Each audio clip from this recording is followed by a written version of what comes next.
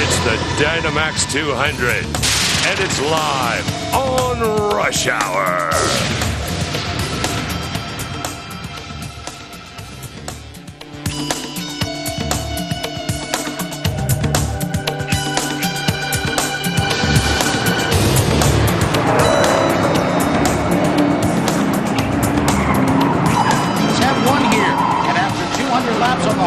Today, we'll add another name to that long list.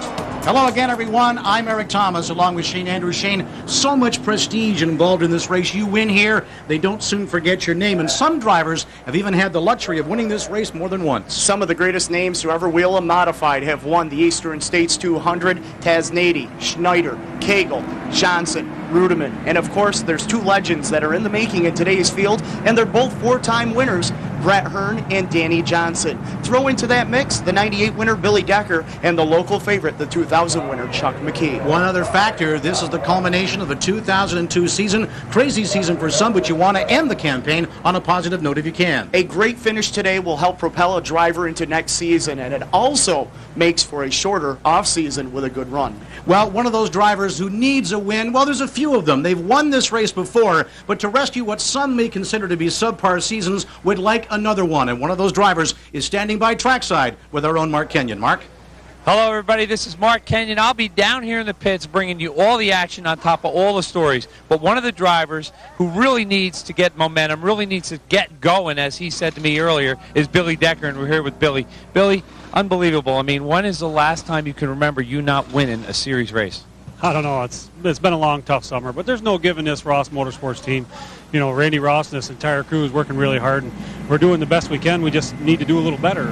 We could use a little time off this winter to regroup and see what we have to do. And Rabideau's really supporting us, so we're looking forward to getting through this race, and putting our best foot forward for here today, and see if we can come out swinging next spring.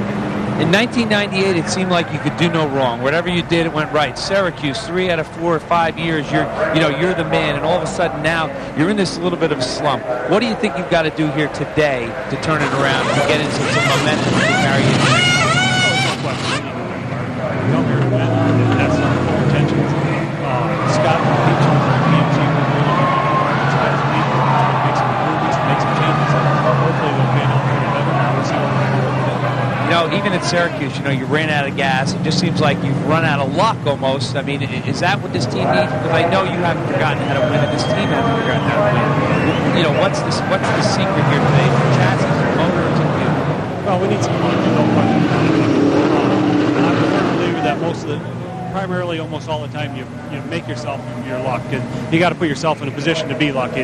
That's something that we haven't done this summer very much. And we need to win, and I don't know if it's a car, that motor, or myself. I think it's a combination. We just need to get something that I'm comfortable with, and everybody's comfortable working on it.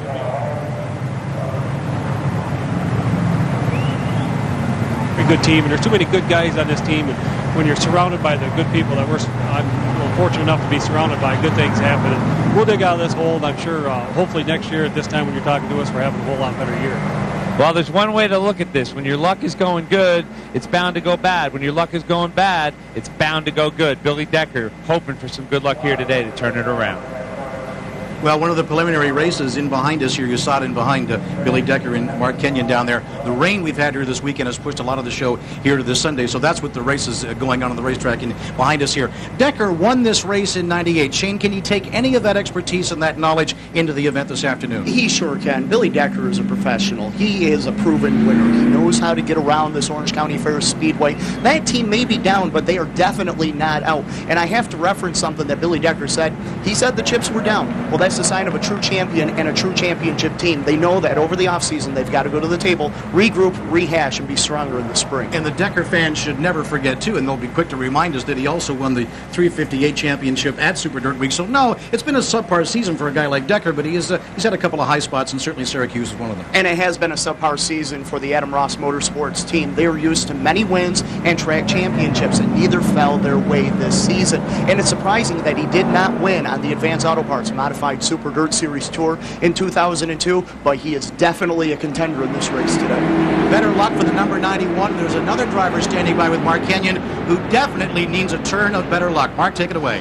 An eternal better luck would be an understatement. Kenny, what a year. Where do you start? You know, the Mr. Dirt Race, 17.5, the point championship at Lebanon Valley. You know, just an off year for you right now. Tell us about it. Well, I think, you know, we blew a tire leading the Mr. Dirt Race, I think, with about 6 or 7 laps to go. And I think from there everything went downhill. But, you know, it's been tough. It's one of those things. We've had a lot of good years, so I guess we got to take a little bit of the bad with it. You know, Syracuse were leading out with a half lap to go and ran out of fuel. Ended up breaking a motor the last point race at Lebanon Valley. So, you know, it's just been one of those years. Kind of glad today's the last day. Take me back to Syracuse, because you know a lot of guys trying to go 125 laps on fuel. You were probably the only guy in my book that had it figured right. You know, you went that one lap. Here you are. You're having the year you're having. You're leading the Eckerd 300. You come down. You take the white flag. Your guys are on the radio probably yelling, you know, 20 lead because you were gone. You were checked out. Take me back to that. You come under the white flag and take me from there. Well, I mean, the car really ran well, and the pit stop strategy, everything was perfect. You know, we got to the end of the race, and I really thought we could make that last lap, but it ended up that we ran quite a few extra laps under the yellow that weren't counted after a red flag, which is the rules. And then at the end of the race, I think lap 198, one of the fellows ran out of gas, so we had to finish the race under the green, which ended up to be a green-white checker finish. So there was probably maybe 6 extra laps or so that we didn't really bank on. So it's hard to figure your fuel miles. We planned on going 200 laps, and I think we ended up going like 206 or 207. It's just one of those things. If I had to do it over again tomorrow, I'd do the same thing. Heartbreaking finish. You know, my heart went out to you. But what do you got to do here today? The Eastern States, last race of the year. Can you do something here that can build in for next season? Can you get some momentum here, get a win? I think so. I think Alan Johnson won this race last year, and then this year he's the overall Mr. Dirt champion. We need to run well. I mean, we've run decent, but I think we need to run a little bit better to be able to come up through the field. Track position is real important, so the pit stop's going to be key. And then from there, you still need a good car, because I have to pass quite a few cars. Talk about what you need in this race. You need a good car, good motor, good driver. Kenny Tremont's got all of that. He needs a little luck, and what he needs is good luck, not the bad luck he's had. So back to you guys. Well, you've got to think that the luck can only get better for Kenny Tremont. Forgive me if it's an old tired cliche, but you want good things to happen to good people, and the Tremonts are some of the best folks you can ever run into in the pits. They're absolutely fantastic people, and you know they've overcome a lot of adversity on and off the track here in 2002, and that family embodies what dirt motorsports is all about, and in a word, it's family. You've got Ken Jr. behind the wheel. His dad, Ken Sr., builds the motors on the race car. His kids work on the race car, and of course his wife, she takes care of the souvenir portion of the business. A definite family atmosphere in the pits at the Tremont rinks. But the mark of a true professional is it's something that running out of gas at Syracuse on the last lap would deflate anybody else, but you know the professionalism is there when the Tremonts, you saw them on camera, they're fine, they're upbeat. Yeah, they've had a lot of bad luck, but you know they're going to bounce back from it. And they will, and he will take that and he will use that as momentum, and he will use that as a power to make himself want to work harder and to be better and to make that team that much more powerful in 2003. Let's change our storyline here and talk about our defending champion, Dr. J, Daring Dan, the stock car man. Danny Johnson out of Rochester, New York, has got more nicknames than anybody we know. He won this race last year on Rush Hour. He's our defending race champion. But in actual fact, Shane, he wasn't really supposed to win this race last year. Last year, odd circumstances. Danny was looking for a ride, and a ride happened to come open in the J. James number 27. And the doctor, in his second race in that car, picked up the Eastern States 200. It shows that Danny is very versatile when it comes to racing. Can he make it 2 in a row? He's won this championship in his career 9 times. More on that story. Once again, Mark Kenyon. Well, you know, the old question all the time, how much of it is the car and how much of it is the driver? Over the years, I've watched Danny Johnson get in a number of cars that were good, cars that were just not good at all, never qualified, and he always manages to find a way to come to the front. Well, today, Danny Johnson's going to be driving this Smith Brothers car. Little different twist, Tio Pro car. Dr. J in a Tio car. Let's see what he does with that. Precision engine under the hood. Don't count Danny Johnson out. This is a great ride. This car has a lot of experience. His crew has a lot of experience here at this track. Daytime, nighttime, they know what they're doing with this car. Danny Johnson will be a factor in this race before the day's out. Mark my words. Back to you guys. I don't know. Danny wasn't there. Is he taking a nap? He's always pretty relaxed before a big race. You never know. But we cannot underemphasize the fact that we know that Johnson is a career Troyer guy. All of a sudden, he's in a Tio car. That's right. Steve Hastings and Joey North, the owners of the number 74, they have Tio chassis in their fleet, and the doctor needed a ride. That's what he's got to drive. Lots more people to talk to. Lots more stories to tell. We're working closer to the green flag from Orange County Fair Speedway, Middletown, New York. DynoMAX presents the Eastern States 200 Dirt Modified Championship, and it's live on Rush Hour. Rush Hour on Dirt.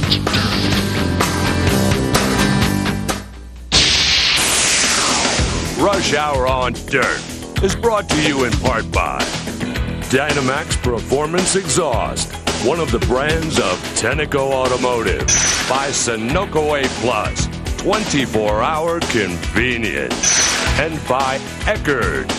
Get more.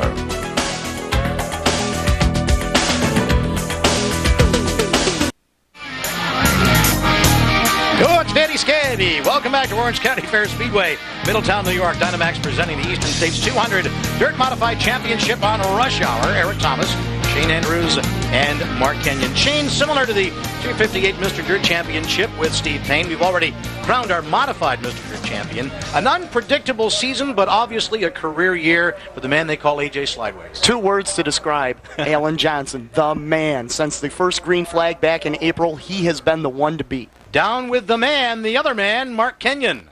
And the men, they're just hanging out in the back of the trailer here. We're just talking with Alan Johnson.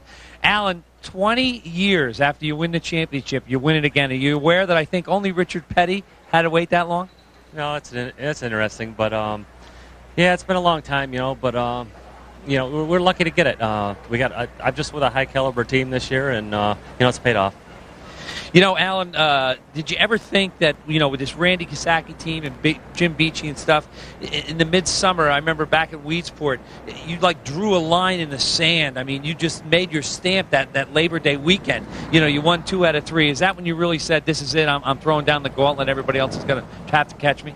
Well, I don't know if it went like that, but, it's just, we had a month or so where we were racing on our home tracks, and we just excelled on our home tracks, and it came at an opportune time when we needed the points. Brent Hearn was quoted recently in the racing papers saying that you're one of the most tenacious drivers and a guy who never forces the issue. If it isn't there, you don't try to force it, and you're always there at the end. What do you think about that? Well, that might be true to a point. That's what wins championships, and that's how I make my living racing. If I'm not there in a checker flag lap, I don't get paid. So, you tend to race a little different when you have that kind of outlook, I think. This guy is as cool as the other side of the pillow. Just sitting down here right now, he is just ready to race. And I'll tell you right now, everybody else better look out, because Alan Johnson's only laid back when he's out of the race car. Back to you. Uncatchable terror in the 70s and 80s, and right now, second prong of his attack for his career, just as good, just as competitive, just as successful as he ever was when this kid first broke in. That's right, a great resurgence by a veteran on the dirt motorsports circuit, Alan Johnson. Well, 3 big block titles, Brewerton, Rolling Wheels, and at Cayuga County Fair Speedway, and a 358 championship as well at Fulton Speedway. So we said it from the top. There's no other way to describe it, Shane. A career year for Alan Johnson.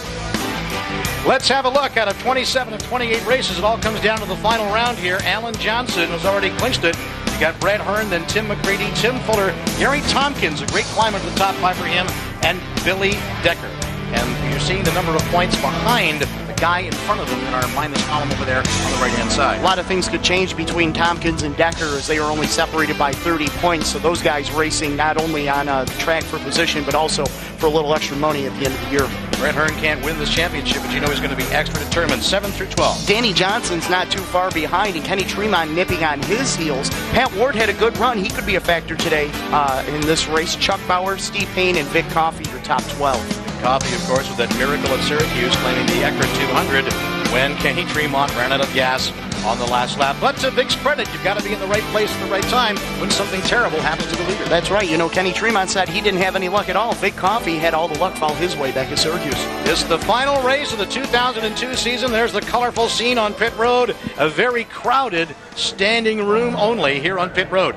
The 150, the Sunoco A+ 150, pushed ahead to an evening affair. It was a romp for Brent Hearn. It sure was. Brent Hearn, a 14-time track champion. Danny Johnson was challenging in lap traffic, but it was all Brent Hearn at the end, picking up a cool $7,500 for his efforts. It was a Hearn holiday in the 358 championship, but here comes the big block side of the Eastern States. Can Brent Hearn reign supreme here today, too? Back once again trackside, and Mark Kenyon. I'm down here with Brent Hearn, and Brett, I sat up in the stands last night and watched you run the small block race, and I don't know if it was your ego getting too big or what, but you ran that race just in a dominant fashion. You were out to lap the field. Can you afford to run like that here today? Yeah, I think last night was a situation where we had to get some room when we got the lap cars, and we almost got messed up a bunch of times in lap cars and almost got caught at the end of lap cars. We couldn't get enough distance, so I had to run the car fairly hard, and the car was a little bit tight to start out the race. So, again, I had to run the car. I couldn't let up too much because it would just make the car handle worse. So I had to run pretty aggressively and stay aggressive in lap cars. And, I don't know what's going to happen today. I think perhaps we're going to see a little bit different track than what we've seen like in the last 8 or 10 years with this new clay and the surface. It's going to be a little slicker. I don't think it's going to take rubber, and I don't think it's going to be a one particular spot on the track that you have to be. So I think it'll make for a better race, I think, in the end. You're probably aware of this, but you've led like 350 laps of the last 350 laps that we raced in dirt. Can you make it 550 here today? Man, I don't know. I don't know how long a streak you can go like that, but I've been real fortunate to qualify good and start in the front or near the front. Led a lot of laps. I would like to win this one today very badly for the Budweiser team, and we got a great engine chassis package with Enders and T.O. and all these other people that support us. I mean, it's been a great season for me, and I can, whatever happens today, I'm going to go into the winter thinking I had a good year, and that's sometimes not the case. I mean, sometimes you got the pressure of points going into this last race. Sometimes your whole winter hinges on this race. For me, it's not going to hinge on this race, but I still want to win it.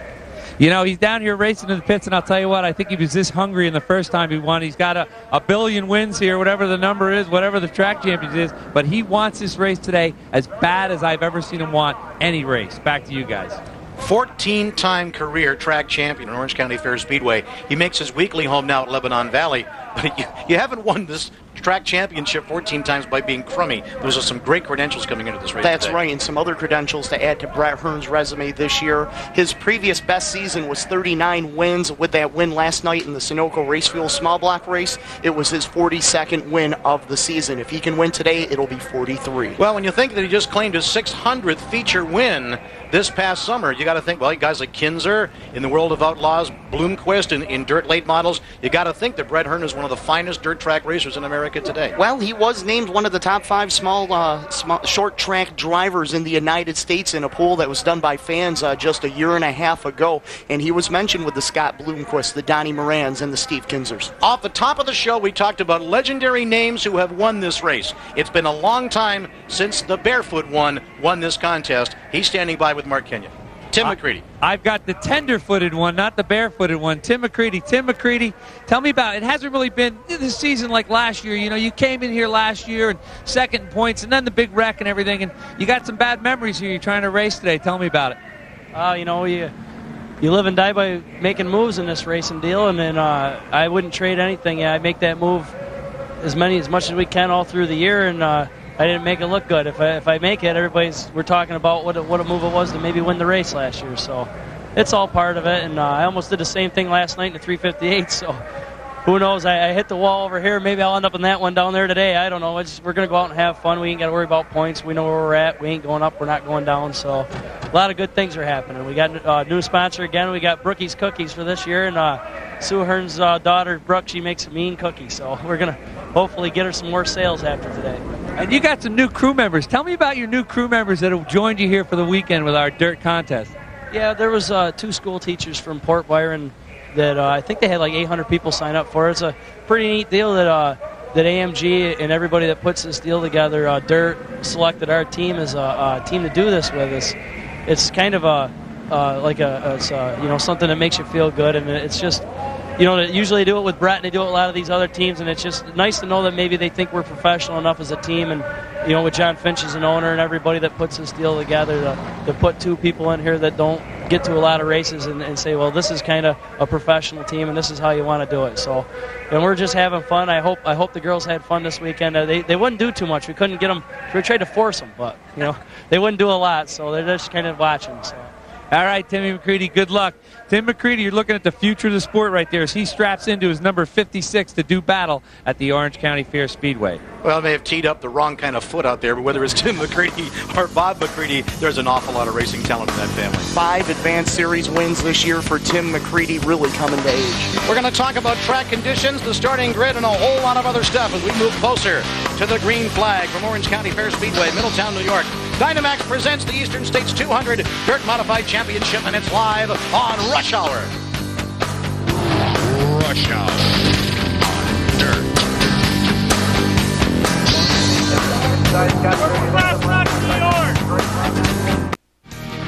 It's SRO, standing room only. Welcome back to Orange County Fair Speedway, Middletown, New York. DynoMAX presents the Eastern States 200 Dirt Modified Championship on Rush Hour. Eric Thomas, Shane Andrews, and Mark Kenyon. Talked about some of the veterans who have done well here, want to do it again. There's some other young guns besides Tim McCreadie who also want a shining glory today, too. That's right. A couple of regulars here at the Orange County Fair Speedway. Chris Schultz, who moved up to the modified ranks here just 2 years ago, has really made his presence known. And another guy that races here on a weekly basis in the sportsman ranks, making his first big block start, David Van Horn, second-generation driver out of Harmony, New Jersey. We mentioned they are crammed into every pew here at Orange County Fair Speedway. Do they have a hometown favorite? I think they do, and he's standing by with Mark Kenyon. And I'm down here with Chuck McKee, and he definitely is the hometown boy. Track championship this year. Chuck, take me back 2 years ago when you won this race. I'll tell you, the car was real good. The crew worked real good. The strategy paid out, perfectly. We just have to keep the car in one piece, and we'll see if we can do it again. But, that year was a great year. Everything went real smooth. The track condition was excellent for us for the setup, and, other than that, it was really great. And then this year, the big boys from the Super Dirt Series come into your house, and you kick them out. Tell me about that. We like when they come down here. It makes us we have to work a little bit harder to get where we have to get to the front. But, you're only as good as the people you race against. And when you can beat those guys, you've done something. Tell me about today. You won the track championship again here today over Hetzler and, this year. And tell me about today. What do you got to do today? Because you're in pretty good shape here. We have to get through the first 50 laps. And then after that, that's where the plan that we have of attack to finish the race off, that's where it's going to pay off, hopefully. This is his house, Chuck McKee. He knows how to win here. He's won this race before. Do not, and I repeat, do not count him out. Nobody knows the hard clay like Chuck McKee. That's right. And he has a lot of laps on this place, track champion for 2002. Let's have a look at our conditions and our race graphics and just tell you what's been going on here conditions-wise at Orange County Fair Speedway. The rain has all moved away. Man, we got soaked here on Saturday, and we had to push everything here today. But the weatherman, Shane, take it away for today. Beautiful, 53 degrees, 67% humidity. A little windy, though, 12 to 15 miles per hour out of the west, and it is a bit overcast, mostly cloudy here at Orange County. 1,000% better than it was yesterday. There's sun around the edges here. We're going to have the sun peeking out behind clouds. That could become a factor later on as the sun gets a little bit lower in the sky. But the rain has moved away, and we're all set to go. And you can still see some of the remnants from the moisture over the last couple of days. 200 laps, 125 miles. It's a 5/8 mile facility. Last 2 laps have to be run under green. Total prize money, $62,200. Give and take a quarter here and there. Winner's share about $20,000. And our defending race winners you mentioned, Daring Dan, the stock car man, Danny Johnson. Even though he's in a different car again, I like his chances to do it again.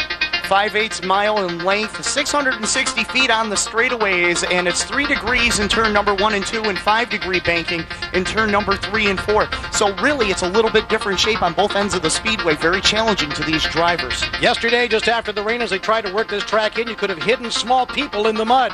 What's the condition down there today, Mark Kenyon? Well, we're down here on the track, and I'll tell you what a difference a year makes. They put down clay in the fall and over the winter. And this clay, I have never seen this place, and I've talked to all the drivers, never seen this place as smooth as it is. The only little tricky part is right here. We got a little moisture coming down across the track. And just in case you fall asleep and get bored, right when the motor's making peak horsepower, you'll hit this and maybe buzz the tires. But just to make it interesting.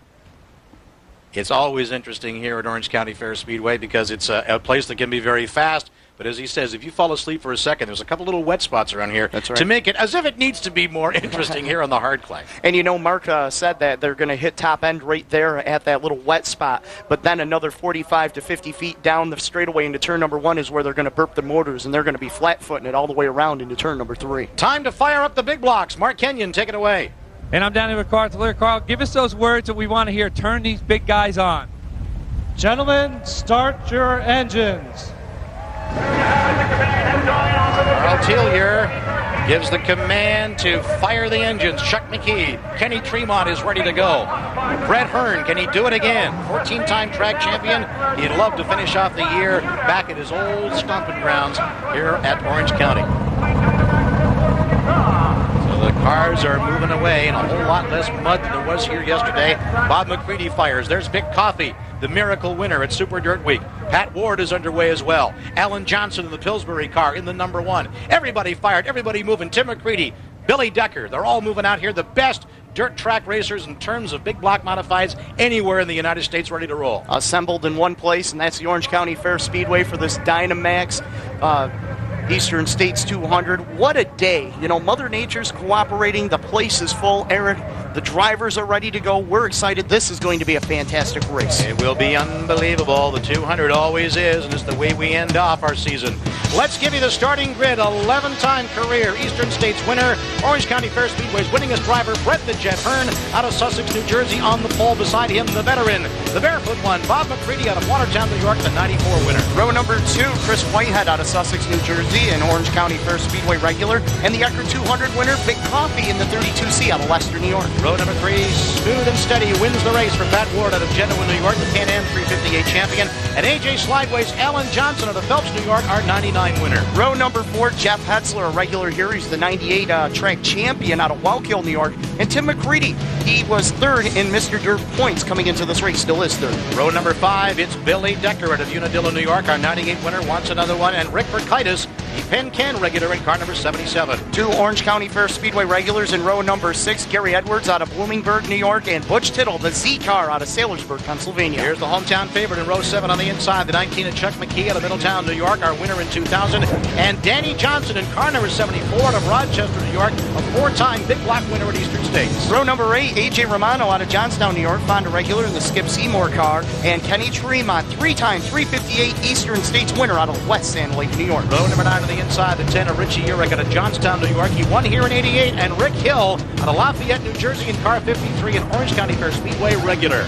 Tim Fuller in the B&F General Machine number M1 out of Edwards, New York, and Gary Tompkins, 5th in Mr. Dirt points coming into this race in the number 84 makeup row number 10. Row number 11 is Bill Wilson out of Ramsey, New Jersey, a veteran of this facility, and Bobby Barron in the 98D out of Sharon Springs, New York. A couple of young guns in row number 12, Frankie Caprera out of Watertown, New York, 20 years old, and David Van Horn. He's a teenager, the youngest starter in this race out of Harmony, New Jersey. Lucky 13, Jerry Higby out of Middletown, New York, a regular in this facility, and Jumpin' Jack Johnson out of Waynesburg, New York. He won this race way back in 85. Row number 14, Mike DePalma out of Goshen, New York. He's a regular here at the Speedway. And Steve Payne, winless on the Super Dirt Series this year in the Sweeteners Plus number 7X. Taking up row 15, it's Craig Mitchell out of Wappington Falls, New York, and the 33 1/3 of Tommy Meyer out of Waldwick, New Jersey.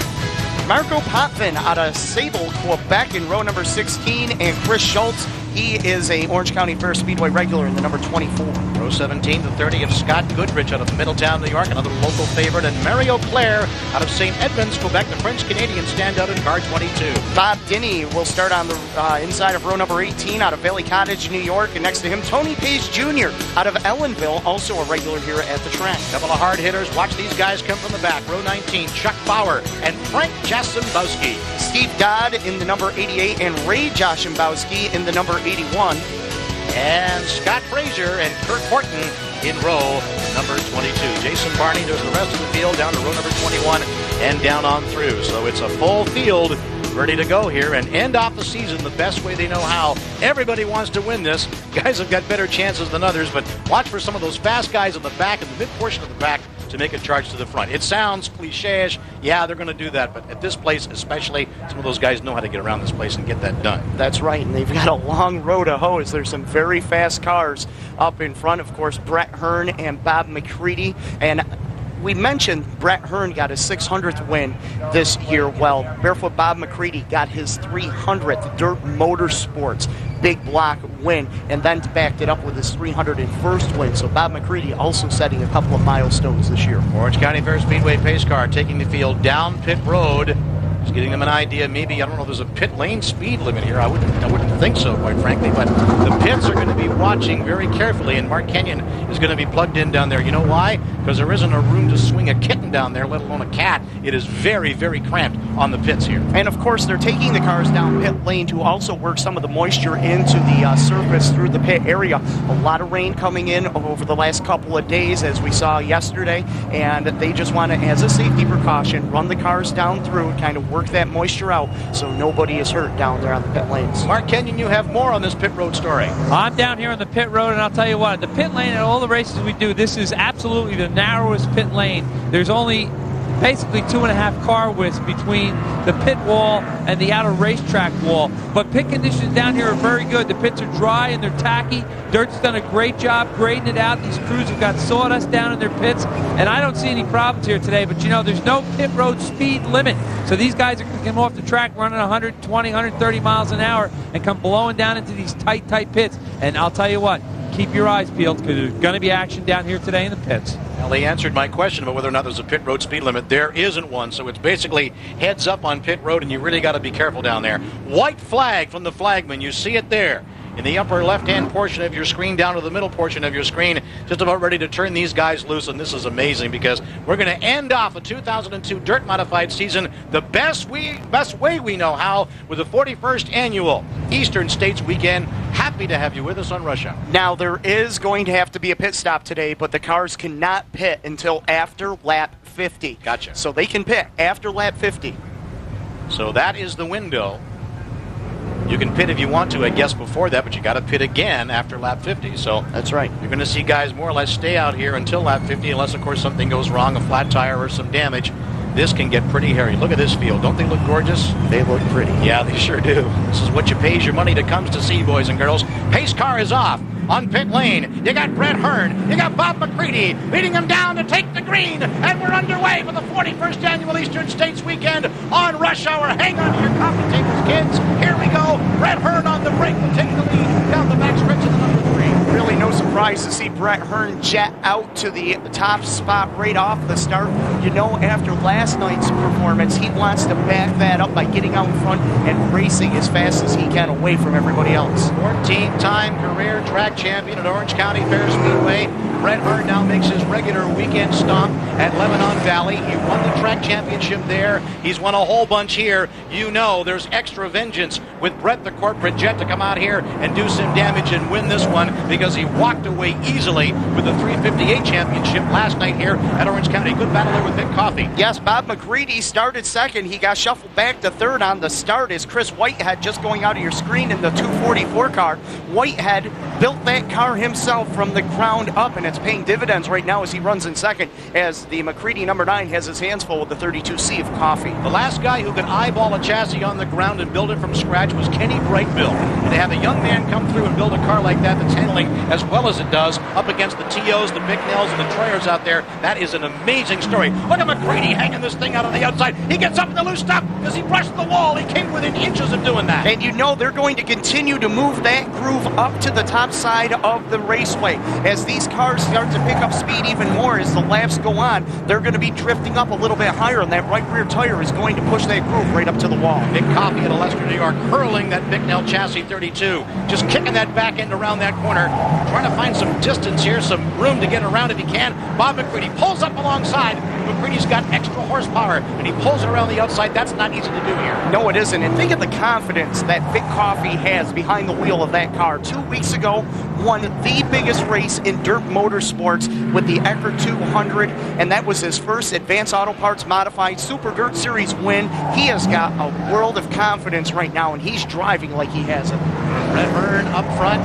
What a great battle right now on your screen on a 5 of 200. We have just lifted the lid On the DynoMAX 200, it's Bob McCreadie, the barefoot one, the 94 winner. Vic Coffey, as you mentioned, Shane, the miracle winner. We've got a problem. The car's slowing on the backstretch. Is that Danny Johnson back there? It is the Dr. Danny Johnson in the Smith Brothers number 74. Oh, no. There you see him there. He's got a left rear coming right. Looks like the axle might have broken. It might have broken. I don't think that's a flat tire. But the 74 is definitely a wounded automobile, and Danny Johnson, our defending race champion, is in trouble early. I believe he may have some clay packed right into that right rear tire. Look at as he comes down the pit lane. That tire is actually wheel hopping. It is off balance, and it looks like there is clay in that rim. Yes, there is. There's a good shot of it right there. Mark Kenyon, what do you see? Vince, let me see if I can get a look at it. Yeah, Danny Johnson's got a big clod of mud jammed in his right rear, and that will definitely throw the tire out of balance. The crew is not going to take the mud out. They've elected to change tires, so maybe Danny didn't like the setup on this, but they're changing tires. That's going to take a little bit of time. The lug nuts are on little whizzers. They're locked on the wheel. They don't come off. The car comes down. 2 more lugs, and Danny will be away. The crew signals the officials. No, I don't know. Danny's not moving. The car is dead. Let me see if I can get in here and get a word. That's an unfortunate break for... I'm here. I'm here with Danny Johnson. Danny, what happened? Rear end broke. The rear end's busted? The gears, Danny? The rear end broke. I got mud in the wheel. The rear end broke. Mud in the wheel, and he broke the rear end. So I think Dr. Johnson never had a chance to flex his muscle in his TO car. So it looks like it'd be all over early for Danny today. Too bad. Exactly. And Dr. Andrews up here diagnosed it correctly. You thought that the rear axle may have been broken, and that indeed happened. A clod of mud in the wheel, but when the axle's busted, that may spell curtains for Danny's chances here Sure today. does. Once that axle's broken, you can't turn the gears over, and the wheels aren't going to turn. You're not going anywhere. It's a tough break because Danny Johnson was really going to be a show with that number 74. 8 of 200. Let's give it to you. Brent Hearn, Chris Whitehead, Bob McCreadie, Vic Coffey hanging in there. Pat Ward is still in the top 5 too. Trouble on the front stretch here on the start. A.J. Romano and everybody coming down. Wow. Heads up. Hollywood Craig Mitchell just got by. The sun's in your eyes. The dust is flying. It's awful tough to see down there. Romano was parked just about up against the guardrail, just about a quarter of the way down the front straightaway. A.J. Romano, the Fonda regular out of Johnstown, New York, and everybody tried to bail out to avoid him. I don't think anybody hit him. Well, it looks like somebody got into the right rear quarter panel right there on the Skips Racing number 16 machine. Romano out of Johnstown, New York, a regular at the Fonda Speedway. Skip Seymour out of North Norwich, New York, the owner of that car. Drama has been dripping already. We've got lots more for you, too, so you can't go anywhere, can you? No! From Orange County Fair Speedway, Middletown, New York, DynoMAX presents the Eastern States 200 Dirt Modified Championship. We are live on Rush Hour. Rush Hour on Dirt.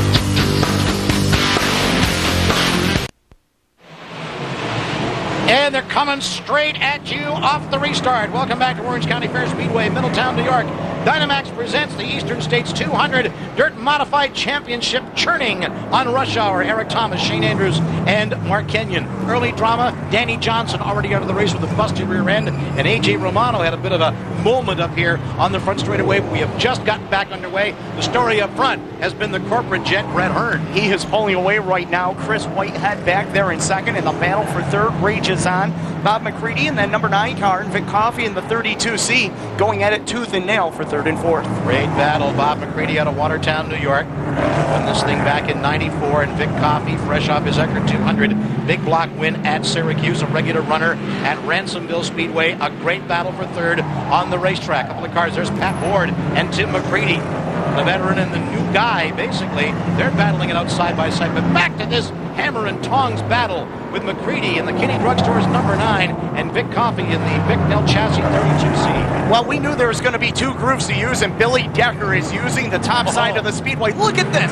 He just took him 3 wide and picked up 2 positions, going by both Pat Ward and Alan Johnson. Decker has definitely found something. He has. It's up high. You get up in that loose stuff, and you can balance on that tightrope between where the grip is and where the loose stuff is. And you just saw him. He blew by Alan Johnson like he was standing still. Look at Decker in the 91. He's on a rail, and Johnson is going to try the same path. Well, you know, this rain that came in over the last couple of days, and you heard Mark allude to it, that the drivers have not seen this track that smooth. If the track is that smooth up on the top side of the Speedway, they're going to be able to use that as an upper groove. Oh, boy, look at those two go at it, leaning on one another, Bob McCreadie and Big Coffee. Letting it all hang out. Look at them pitch those modifieds of big blocks sideways as they come around the corner. The track is starting to slicken up here, but there is grip on the outside. You go 2 inches too far this way, you're up into the guardrail. But there is a lot of bite out there, but the longer they run on it, the grip goes away. It's one of the beauties of dirt track racing as the groove continues to change with every lap. That's right, and these Hoosier tires that they have on there, they are going to lay rubber down on the track, and as the rubber does lay down,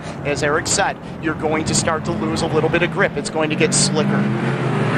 Then throttle management comes into play. Oh, throttle management. Hearn, Whitehead, McCreadie, and Coffee. Tim McCreadie, your top five. The McCreadie family well represented in the top five positions. Showing up there on the screen early in this event. The sun coming out from behind the clouds. That really changes your perspective, especially yellow on the Speedway. We're going to slow it down. Oh, Gary Tompkins in trouble in the 84. Tough break for Gary Tompkins, the Honey Auto Parts, Red Parker Excavating, number 84 machine. Regular at Canandaigua with Speedway, who really had himself a pretty good season, but it's going to come to a conclusion up against the guardrail here at Orange County. Gary had himself a fantastic year on the Advanced Auto Parts Modified Super Dirt Series Tour. He won the season opener at the Hagerstown Speedway and then backed it up by winning one of the twin races out at the Rolling Wheels Raceway back in May, and has had success this year. It's been a great season for Gary Tompkins. There you see him just up against the guardrail, way down to our left. And we'll get Tompkins' car removed and continue on. Brent Hearn is your leader, but there's great battles going on all over the place. So come on back from Orange County Fair Speedway, Middletown, New York. DynoMAX presents the Eastern States 200 Dirt Modified Championship. It's live on Rush Hour. Rush Hour on Dirt.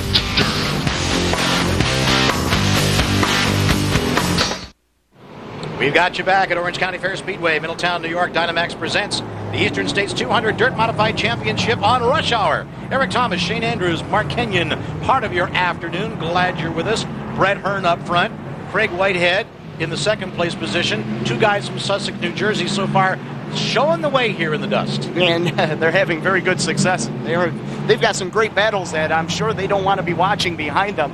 And a cluster of cars together right now as the 24 of Chris Schultz trying to make the top side work for him as well. Chris Schultz, a sportsman, former sportsman standout here at Orange County Fair Speedway. He knows there's grip out there, and you better use it before it goes away. Tim McCreadie in the 56, the 91 of Billy Decker, the Franklin Flyer out of Unadilla, New York. He likes it out there. He strings that car right up against the mud, encrusted on the guardrail, but he's still finding grip out there. You wonder when it's going to go away. You hope he's not up there when it does, because he's going into the guardrail for sure. That's the battle for positions 4, 5, 6, and 7 that you're watching right now. Tim McCreadie and the number 91 of Billy Decker, wheel to wheel, as they go into turn number 1. Watch when Decker comes off of corner number 2. He's going to swing it wide, and as you look down the straightaway on the left side of your screen, there's a mud puddle right there. There it is. And if you swing out too far and you get into that, you're going to spray water into the groove, which is going to cause you to lose grip, or if, even worse, if you hit that, you're going to slap the wall. Shane, look at this contrast. You got Decker way out to the right, then you got Tim McCreadie and Alan Johnson,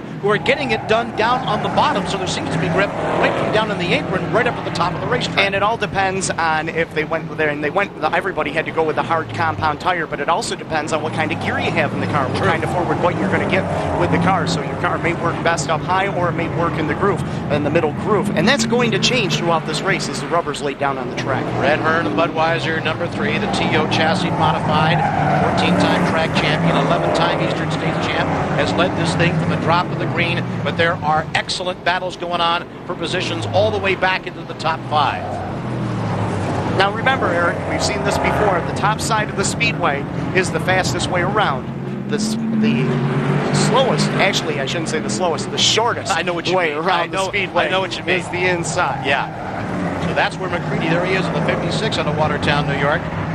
Little Bear, as we call him, all kinds of nicknames. I don't know if there's another racing sanctioning body I deal with that has more nicknames for drivers than this was. Big Bear, Little Bear, the Barefoot one, Dr. J, AJ Slideways, all kinds of great colorful names. But Decker really getting the clods of mud flying out there in the 91. He won this thing before. He wants to do it again and rescue what we talked about for some a subpar season. Hearn, Whitehead, McCreadie, Vic Coffey, Decker, your top 5. The Franklin Flyer, as he is affectionately known throughout the dirt circuit, in the number 91 machine. Having a very good run right now. Tim McCreadie running back there in 6, Alan Johnson, Jeff Hetzler, Pat Ward, and Butch Tittle holding his own in the top 10 with the Z machine. Good run there from Butch Tittle out of Sailorsburg, PA. We're yellow on the racetrack, and a car in trouble someplace. We'll pick it up as soon as we can. Sometimes it's just down at our feet here. Up. 32 of 200 will bring out the yellow flag. We can't ID it from here. It's heading straight on. Partly obliterated by the official stand-up there. So we'll slow it down again, and Brent Hearn will have to... It might be Tom Hindley. Yes, we think it is. It is. Tom Hindley. Yeah, bad break there. So we've had this track eat up a couple of cars so far. The first one, significant one certainly, being Danny Johnson with that busted rear end. That's right. And Tom Hindley, a Orange County Fair Speedway regular, not the way that he wanted to end his 2002 campaign. Looks like he has some front end damage as he'll be going back to the pits on the hook out of Monticello, New York, in that number 17H machine. We'll tidy things up and come right back for you from Orange County Fair Speedway, Middletown, New York. DynoMAX presents the Eastern States 200 Dirt Modified Championship live on Rush Hour. Rush Hour on Dirt.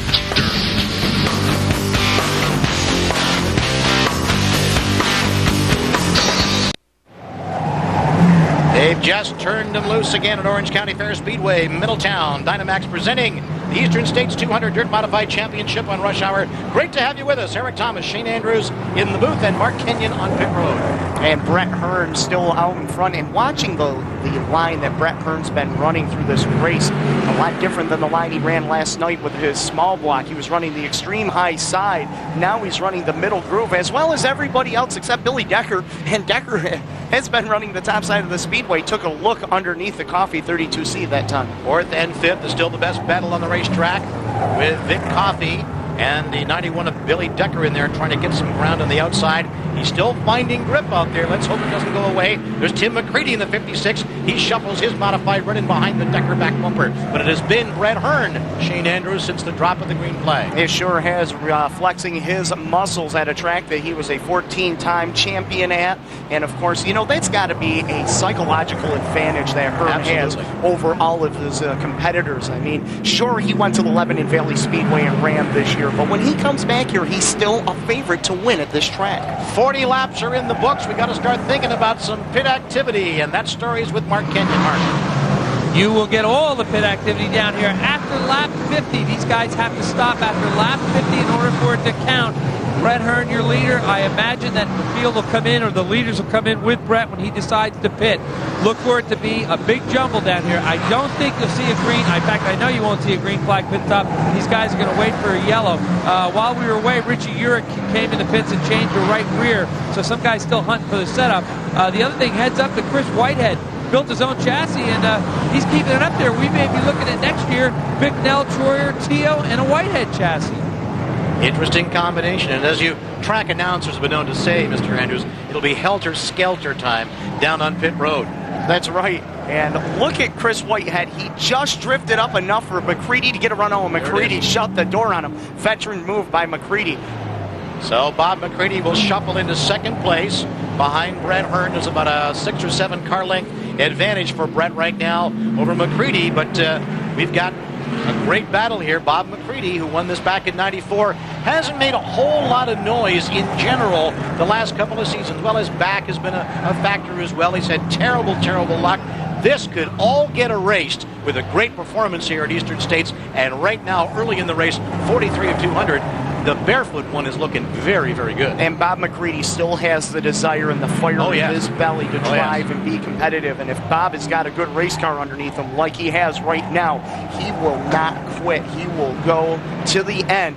at trying to catch race leader Brent Hearn. Greg Whitehead and that chassis we were talking about is dropping back into the field here. Now really under attack from the 32 of Vic Coffey.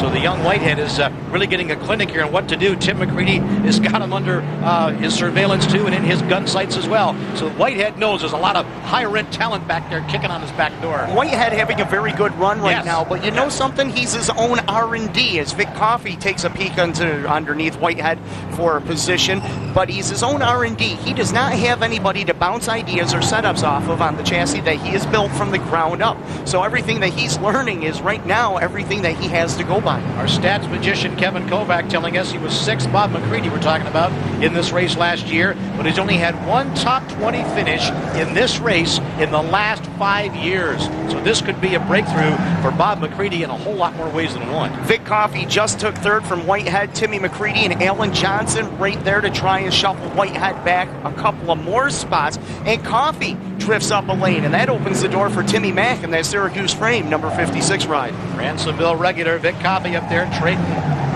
shin kicks with all this high-rent talent trying to hang inside the top 5. Whitehead up on the high side of the racetrack, trying to gain some real estate back, but he is slowly dropping back through the field after hanging up near the top part of the grid for a long time. Well, it's rush hour right now, Eric, as leaders have hit slower traffic, and they are slicing and dicing. Mark Kenyon, take it away, pit side.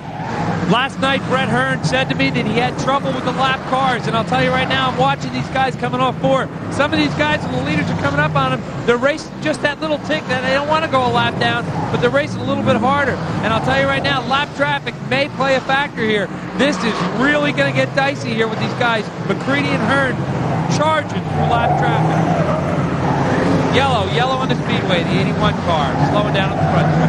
Back to you guys. Thank you, Mark. Yes, good observation. It was right in front of you, the 81 machine slowing down, and that's going to bring the yellow out as we're at lap 49, and here comes that pit window. You pit at beyond lap 50 to make it all legal, so we're about to have the charge of the light brigade down pit road, and we hit a yellow just before we get into that window. Ray Joshimbowski was the car that slowed down the Speedway to bring out the caution, and Brent Hearn got to be wondering, does he want to pit this early? And he might. Can he make the distance, 150 laps, if he was to come in right now?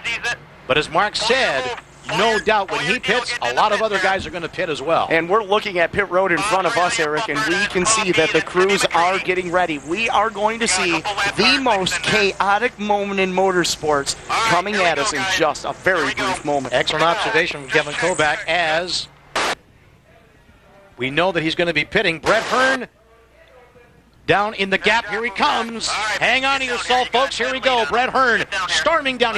He's got a gap here in the rail. Let's go down to Mark Kenyon. Mark. Hearn in the pits hard. He slides up Budweiser number 3 to a stop. McCreadie right behind him. Vic Coffey. Alan Johnson boxed out. Whitehead trying to get in. It is a madhouse down here. Hearn's away. Tires and fuel. Now it's boxed up. This is trouble down here. Guys cannot get in and out of their pits. Cars are going left and right. We got air hoses. Decker, I think a crew member just got run over. This is bedlam down here. Cars had to stop in the middle of the pits. They can't get through. I'm on the wall. This is a bad situation down here in the pit. Let's see if we can. Very slow pit stops. Hearn, your leader, got in and out clean. And that's the advantage of pitting in the front stall like that. He wasn't blocked in. It just bottlenecked up here, and the Tim McCreadie and the Alan Johnson got boxed out. Air hoses everywhere. It looks like the worst is over. I'm going to climb down and get back to safety. Just get up somewhere safe there. I'll tell you what, a disaster for Pat Ward. Oh, Pat Ward and Jeff Hetzler. Yeah. Chris Whitehead stopped right in the middle of pit road, and they decided to change tires, and that blocked Vic Coffey in, who had to wait for Bob McCreadie to get out. Jeff Hetzler and Pat Ward, no place to go. That may have just cost them the chance to win this race. Slap me for saying this. I have no idea what the solution is, but there's got to be a better way to do that. There really has to be, because we heard the comment there that somebody may have got their toes run over. You had guys changing tires with cars charging up. You had guys who could leave, who couldn't leave, getting blocked down there. That was as scary as a pit episode as I have ever seen in this sport. And I've seen a lot of racing, as you have too, Shane. That was completely nuts down there, if you want to be absolutely honest about it. Well, you know, the drivers are cocooned in their cars, so if something happens, the drivers are protected. Sure. But unfortunately, the pit crews are the ones that are vulnerable in a situation like that. And they're not used to doing pit stops. No, and it's a chaotic moment. You know, majority of the races that they don't have to do tire changes. Mark Kenyon, a further comment. Go ahead. I'm down here in the Chris Whitehead pits, and just all hell broke out. What happened there? You guys had to stop in the middle of pit road and jammed it up. What happened? The 32 long pitted us and we couldn't get in, so I was going to do my service out there. We had to get in and get out. You mean did Big Coffee, you think, pulled into your pit? Is that what you're saying? He pulled a little too far in, yeah. The pit stalls aren't that big here, but you do what you got to do. That's it. You do what you got to do, but I'll tell you what, we're real lucky to get through that one. A big jam up down here in Whitehead. It cost a lot of guys a lot of positions. We'll have to see how this shakes out in the end. Well, how it shakes out in the end is that Steve Payne, after that massive shuffle of the deck, is your new leader. Brent Hearn, who had led this thing up until that, well, conflagration or entanglement on pit road, was the commander of this race. There you see him there in the Budweiser number 3. But Steve Payne, this year's 358 Mr. Dirt champion, is your leader at the moment. But the high red talent, not the Payne is obviously, is in behind charging up. Urich and Kirk Horton, the tail end of the lead lap. And both of those guys right now fighting for their lives to stay in front of Steve Payne. Payne, he'd like to get out there in some of the clean air and be able to get some RPMs up on that car and see what that car has to offer. Someone else that benefited from that, and I don't believe went into the pits, and it's going to be some good experience for him, is that 71 of David Van Horn. Van Horn, of course, a sportsman competitor here. He has a 358, and boy, look at the mad scramble down the back stretch. And the sun is getting low in the sky, and it is glaring out here.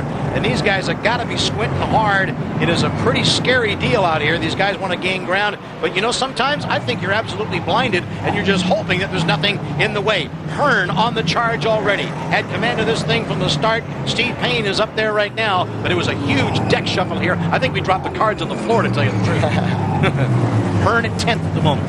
And everybody has to race in these conditions right now, so everybody has to go into the sun and down the back straightaway away from it. Sure. So Hearn, there he goes. 11-time career Eastern States champion, 7 and 358s, 4 of those in the big block division, trying to do it again.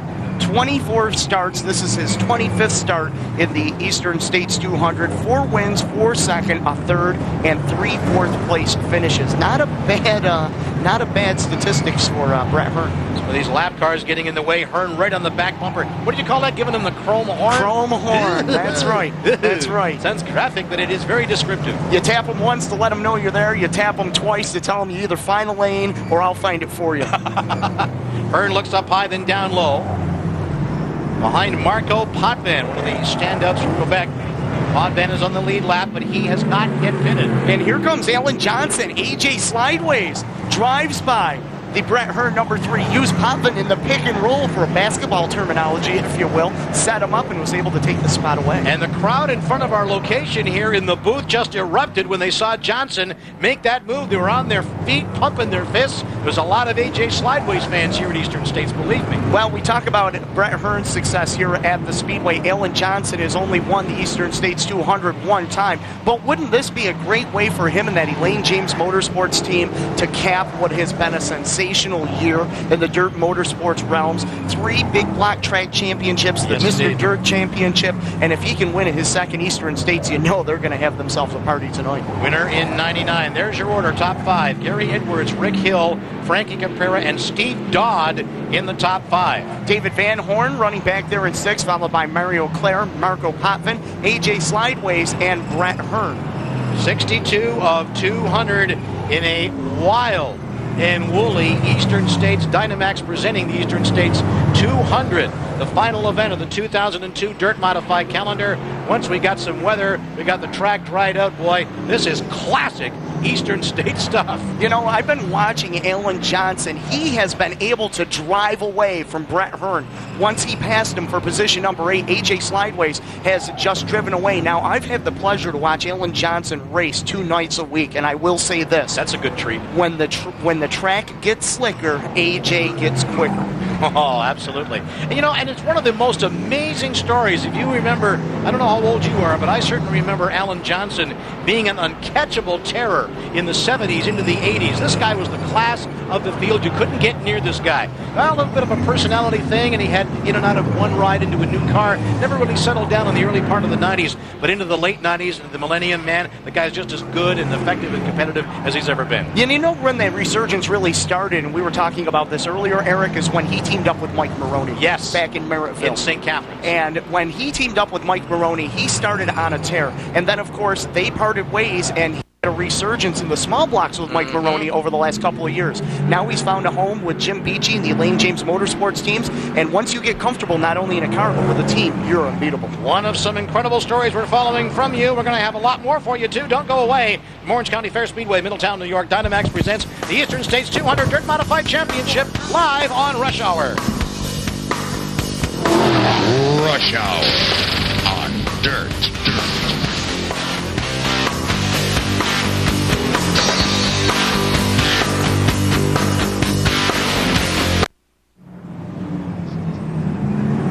Welcome back to Orange County Fair Speedway. DynoMAX presenting the Eastern States 200. This just happened, and Kenny Tremont's bad luck continues. Shane. Oh, a tough break for Tremont as Tim Fuller went around in turn number 4, sent everybody scrambling. Bobby Varon, the number 97 of Jerry Higbee, just got by.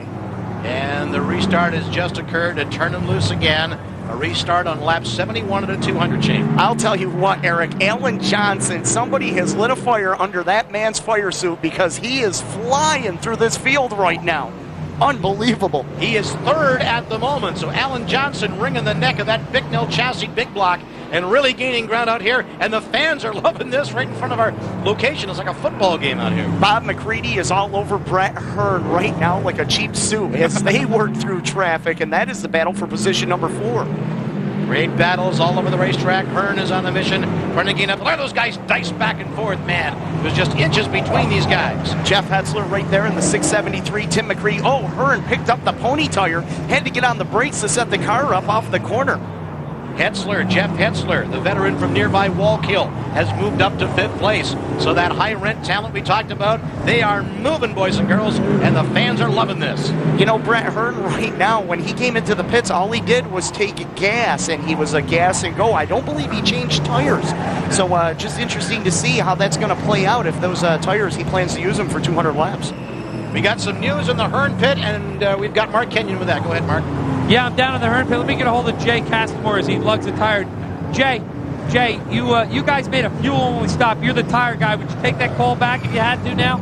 Say it again, Mark. I didn't hear you. Would you guys stop for fuel only? Would you have stopped? Did you want to stop for tires? Do you regret not putting tires on? The only way we'll stop again is if he has a real bad handling problem. He said the car feels like it's laying down on the right rear. That's not a tire problem. So he's changing the Panhard bar in the car, trying to get the car to raise back up a little bit and see how that feels. Don't forget we got a full load of fuel on, and but we're prepared. If we got to change stagger, we'll do it. Down here in the Hearn pit, and Brett has all these steel cars has an adjustment. They can change what he's talking about, the Panhard bar. Brett can reach over and jack on the bar. It raises the roll center of the car. Right now, he'll try to adjust on that as the fuel load in. But I'll tell you what, right now, I think probably he's not real happy with the handling of that car, and this is not what they planned. Not what they planned, and as far as the racing goes, our 7th caution. Why, Sheen? Well, Steve Dodd in the number 88 machine, a right rear flat, and you can see that tire is shredded, and it's just tearing the sheet metal apart now. He's going to limp back to the pits. And Mark Kenyon mentioning the Panhard bar for Brett Hearn, that when you adjust that bar, it allows the car to get more side bite so you get better traction. You hear about the Panhard bar a lot in NASCAR Winston Cup competition, and more or less does the same thing to these cars. Certainly don't break the back end loose around corners.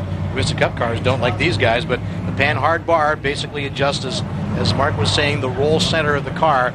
It does things to the back end and how the thing tracks around the corners. So you can adjust those things on the fly. It's just some of the advanced technology. There's not a lot of it in dirt modifieds, but a little tweak here, a little tweak there The difference between a couple of seconds and the difference between losing and winning. That's right. You hit that sweet spot on the setup, and you are going to fly to the front. And I'll tell you who's found that sweet spot right now is Alan Johnson in the number 1. I know I've said this over the last couple of laps, but AJ is really hooked up with that number 1 Bicknell chassis machine.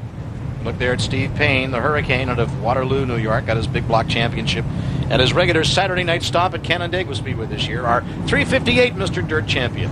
And Steve Payne, boy, wouldn't it have been nice to see him end the season on a high note absolutely. with their big block program and that Sweeteners Plus number 7X.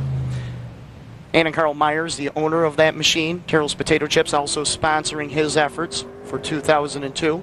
Always like to see the Tweety Bird. If you look at the tail tank, there's Tweety Bird on the 7X Get me going machine. on Tweety. Yep, it's been a signature calling card of Steve Payne for a number of years. It's not been absolutely the best season for him. It really hasn't, because he hasn't won a series race all year, which is an astounding statistic for Steve Payne. Right now he's leading the order. Gary Edwards, Alan Johnson, Hetzler, Pod Van Hearn, the 2 McCreadies, and Vic Coffey, and Jumpin' Jack. Where did he come from? The wily veteran showing some stuff here. That's great news. And Jack Johnson, no stranger to the hard clay. He has won here before in this Eastern States 200 back in 1985. That's right. Yep. Jumpin' Jack, and still running strong up there at the Fonda Speedway. Ran small blocks out at the Utica Speedway. The Witz Roofing, number 12A. Another one of the good guys in the pits. We're talking about heroes out here and good people. Jumpin' Jack is one of the best guys to talk to. He's got that big accent going in. Let's try to modify. Great guy, great competitor, one of the legends. And he's one of the guys that a lot of young drivers go to for advice. Billy Decker leaned on him a number of years for advice, and look at what Billy Decker's been doing. Look at this crowd here at Orange County. They are loving this. Yeah, the caps are on and the jackets are on too, but it's a gorgeous, crisp day. We got green. Yeah, we do. Turning him loose again. Lap 79, 200. We are working towards the halfway mark of the Eastern States 200, a presentation of DynoMAX. Thrilled to pieces you're riding with us this afternoon on Rush Hour, and Schultz in the 24 is in trouble, Shane. A tough break for Chris Schultz. Look at that. He has torn the front end up in that car completely on the right-hand side. Torsion bars, radius rods are broke. You can see the shock just dangling there, and it looks like he also backed it into the wall as well, as there's damage on the right rear quarter panel. The Liberty rock crushing, number 24, Schultz. Former sportsman standout here at Orange County Fair Speedway. Man, did he get clobbered. He's got damage all over the place. And his big block rookie season, which was 2 years ago, the last year that Brent Hearn ran as a regular here at the Speedway, one of his highlights of that year was that he beat Brent Hearn on the last lap for a feature on a Saturday night. Ended up with 3 feature wins that season. Bet you the crowd loved that. Oh, I'm sure they did. I want to give a call to Jeff Hetzler out of Wallkill. He's now up to 5th place. Remember, he lost ground on pit road being stuck behind Whitehead's car as we had that awful clog on pit road. Actually up to 4th now from Kevin Kovac. So Jeff Hetzler is having a great run too. And we're going to throw it down to Mark Kenyon, pit road. Go ahead, Mark. Yeah, I'm down here with Tommy Greco. Tommy, you want to let me in on this pit strategy here? Well, right now, we didn't really have a good day Friday, so we're starting so far back. And normally with this race, Mark, there's a lot of attrition. So me and Steve decided this morning that we're going to stay out and, go for 100 laps. And we're just going to try to put tires on and go back out and see what we can do. Hopefully there'll be a lot of cars dropping in line and see what we got. It's a long shot, don't you think? I didn't hear you, Mark. It's a long shot? Not a long shot. We got a good car right now, and Carl gave us a real good car, and the track's really weird. We chose to go with the hard tire, and we're going to keep them out till 100, 100 and a half, and hopefully more cars will drop out, and we'll see what happens at the end. Well, there's more than one way to skin a cat, and the Tommy Greco crew down here with the Sweeteners Plus team is going to try and prove it. Right. Thank you. Might be a long shot, but it's not a bad strategy if you think about it from the standpoint that they're looking at, because if they go in lap 100, these guys came in at 50, so they're going to have the rest of the field. They'll have 50 extra fresh laps on their tires. So it's going to be easier to charge through the field with fresh rubber than it would with rubber that's been used up for 50 laps. Lap 82 is on the counter right now out of a total of 200. And the Hurricane, Steve Payne, is the one who's number 1 in the scoring order right now. So Tommy Greco giving us a little insight on what their strategy might be. This would be a renaissance event if Payne can stay there. But boy, I'll tell you what, it's not going to be easy with guys like Hearn and guys like Alan Johnson charging back there. And they got a burr under their tail. They want to get up front exactly where Steve Payne is. That's right. And can't count out Gary Edwards right now in that number 21 car, having a fantastic run. Hetzler right there in the 673. And you know, when the Tour guys come to town, obviously they have a little bit of an advantage because they are used to the extra distant races, the track's getting a little bit slicker, and the throttle and tire management, if you will. But when these guys come to Orange County, you've got Jeff Hetzler and Chuck McKee who are on a level playing field with them. They know how to work that car well. They're going to be around in the end of this race. There's Hetzler, in the 673 automobile. From nearby Wallkill, just a couple of exits down the 17 here, just in behind us. But there's Steve Payne. RPMs come up, the feet go down. The green flag is in the air. I'm going to turn them loose again on lap number 85 out of a total of 200. DynoMAX presenting the Eastern States 200 Big Block Championship. It's a gorgeous day at Orange County, and we're happy you're with us. You know, Alan Johnson made a very strong charge to get up there in position number 3, and with Edwards and Payne not pitting, I wouldn't be surprised if you see AJ Slideways just kind of bide his time right now and exert the patience that he's known for, unless he is strongly challenged from somebody behind him. Payne's got his hand behind his ear listening. He can hear big footsteps back there. He's got Brent Hearn trying to cut his way through the field, and we had Bob McCreadie on the outside. We are yellow again. We've got a problem right here, and that's going to bring out another stoppage in the action. David Van Horn in the number 71 machine involved up here in the front straightaway, and Scott Goodrich in the number 30 car also involved. Goodrich is the orange and white car sitting sideways, and this is the 71 of David Van Horn. Let's go back to the pits and Mark Kenyon. Right down here in front of us, the Goodrich car and Suitcase Sancelli out on the track trying to find out what happened, see if he's all right. His head is slumped down in the car, and Whitehead took a good hit. Van Horn's car, heavy damage in the back and in the left front. Now I see some movement in the 30 car. That's a good sign. Suitcase Sancelli, the dirt official, right on the scene, rushed right out on the track. He's in the car. The emergency medical people are going to be on the scene. They've got a tow truck out there right now. We'll see if we can get a story for you. Back to you. The suitcase on the case, that's for sure. And, yeah, Goodrich was moving around in the car pretty short order there, so I guess Mark couldn't see it there. But that's fine. But that was a hard lick, and you always want to get over there as soon as you possibly can to make sure that the drivers are okay, and that's good news. Well, the concrete is very unforgiving at any racetrack, and it's nice to see that Goodrich is moving around. Took a pretty good lick down there. And David Van Horn's number 71, you can see he is going to need a lift back to the pits on the hook as well, as his car has come to a stop here on the front straightaway. Lap 87 of 200. There is a lot more racing to calculate, and we'll do that for you when we come back from Orange County Fair Speedway, Middletown, New York. DynoMAX presents the Eastern States 200 Dirt Modified Championship live on Rush Hour. Rush Hour on Dirt.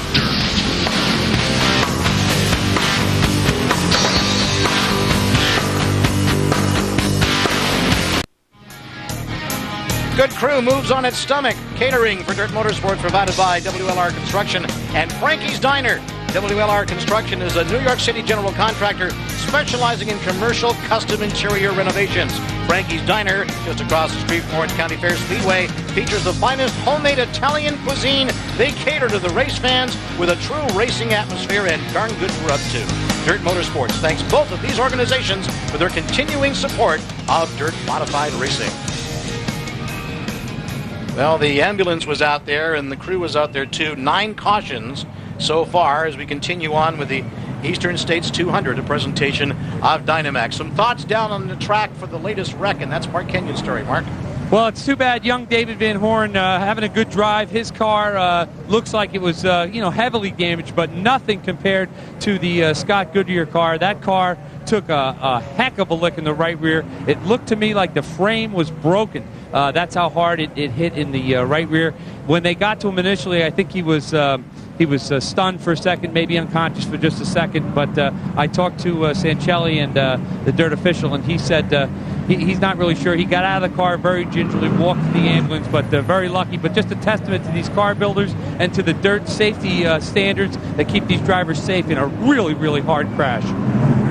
And you know, Eric, as Mark alluded to, these cars, Testament, have really come into play. Strong cars. Replay here. Man, that was a hard knock. Wow. Dust flying. He may not have seen them until it was too late. He didn't have time to bail out. Yep, the 71 of Van Horn stopped right there in the middle of the straightaway, and the Goodrich number 30 just had no place to go. And you know what, Mark, as a former racer, can tell us a little bit more, especially about the chassis designs. The safety in these cars have just come so far in the last 20 years. The driver is literally cocooned right in the center of the car. They're running midships in these machines, and that's a safety factor to be sure. That's Bob McCreadie hanging the number 9 out on the outside. We've just gone back to green. 9 cautions so far in the contest, moving closer to the halfway mark. And Bob McCreadie's going to dive down low under son Tim McCreadie and look to grab position. Hearn drifts right up the top side of the Speedway as he's got Jeff Hetzler and Alan Johnson right in front of him. Steve Payne is your leader, but you're telling me he has not pitted. He is yet to pit, so we'll keep our eyes on that. But Alan Johnson up into third place. He's got Hetzler with him, and the number 3 of Brent Hearn. Those guys are all on the moves. The shadows are starting to get long here at Orange County late in the afternoon. And Hearn still running the top side of the Speedway as the Alan Johnson number 1 and the 673 of Jeff Hetzler running the middle and low grooves right now. Hearn seems to be getting a little bit better run down the back straightaway, where Hetzler's getting a better run off of corner number 4. Different ways the cars are set up, different ways the guys drive them. They're going to pick up speed someplace, but look at Hearn in the outside. He's won a track championship here 14 times, but Johnson got a little hop-de-doo in there in the middle with Hetzler. And Hetzler got into the back Nerf bar of the number 1 of Alan Johnson. He had to lift, and that allowed Brent Hearn to take advantage as he pounces on the throttle and able to grab position number 4. Some holes opening up in the racing surface. Some of the cars are banging through those holes and getting a bit sideways. The hard clay is starting to rear its head here. It's classic Eastern State stuff on this surface, isn't it? And Hetzler comes right back underneath Hearn to take the spot away. And I will tell you this, when Brent Hearn comes back to town here at Middletown, all the Orange County Fair Speedway regulars, including Jeff Hetzler, pick up an extra 10 horsepower on that right foot. Trouble again. We're going to have to slow it down. Kirk Horton in the number 7K slapping the concrete. Regular at the Pencan Speedway, races here at the Orange County Fair Speedway, occasionally here at the track. 10th caution on the day. Exactly. On lap number 97. So we're coming closer to the halfway portion of this 200-lap event, the Eastern States Big Block Championship, a presentation of DynoMAX. Well, we're close to that 100-lap point. Do we see Steve Payne come in now? Oh, you got to think so. If he doesn't, I mean, 100 laps. Tommy Greco may have something else in mind, but he told us basically what they're going to do. They've got track position. You've got to pit. There's at least one mandatory pit stop. But, you know, the hesitation is there to give up track position. And he's not coming in. No, he's not. And I was thinking maybe he would come in now because it would give him a couple of extra laps to work with. Gary Edwards in the number 21, who was running there in the top 5 in the Yes Construction car, he will bring it down pit side. He was running second, and now the crew will go to work down there in the number 21. He relinquishes position, I should say. But Payne will stay up there, and Alan Johnson, Jeff Hetzler, Brent Hearn, right in behind him, Tim McCreadie as well, to complete your top 5. Fuel going in. This is one of the things you have to keep in mind, that these crews are not normally accustomed to making pit stops. On their weekly tracks, their weekly stomping grounds, they can do the entire distance of the feature without ever having to pit, unless, of course, you've got something broken or a flat tire. So making pit stops, even at Syracuse, is something that crews are not used to doing, and yeah, it usually is a big factor in where a driver finishes. And right now, they can actually take their time, make sure all the lug nuts are tightened down and fastened, and all the gas is put in, the Sunoco race fuel is put in the car. Really no rush. It's not a green flag condition on the Speedway. Plus, there's nobody around them, so they could take a few extra moments to make sure everything was done exactly the way they needed. Next time around, they'll be ready to go. Big block modifieds, 467 cubic inches, about 750 horsepower. 4-barrel, 4-Venturi maximum carburetor department. 2-speed, high gear, direct drive automobiles, kind of akin to a long, big, heavy sprint car. You pretty much drive them the same way if you happen to be watching these very quick and sometimes strange-looking automobiles for the first time on Rush Hour. Glad to have you. And this is sort of what the old pre-war jalopy-era cars evolved into. Rocket ships of the high aerodynamic kind. It's a very sleek machine with the body panels and the side panels and just the way the car is shaped. Now the rumble comes up. We're back under green. That's Bob McCreadie out of Watertown, New York. Our 94 winner up high, decided to tuck it down in low. But we got Steve Payne in the 7X, the Hurricane out front. He has not pitted as of yet, and he is reluctant to give up track position, but he's going to have to come in sometime. Does he do it during the green? I don't think so. He's got to have to pick a yellow and hopefully to throw it sometime in the body of this event. But Brent Hearn, 14-time track champion, is climbing through the field. McCreadie just bounced off the concrete here on the front straightaway. He got into the white knuckle zone with that right rear tire. And look at who's there to challenge is Jack Johnson. And we've got a good battle for position number 2 between Alan Johnson and the 673 of Hetzler. Hetzler and Johnson battling Jack Johnson there. You saw there the 12-8. No relation to Alan and Danny.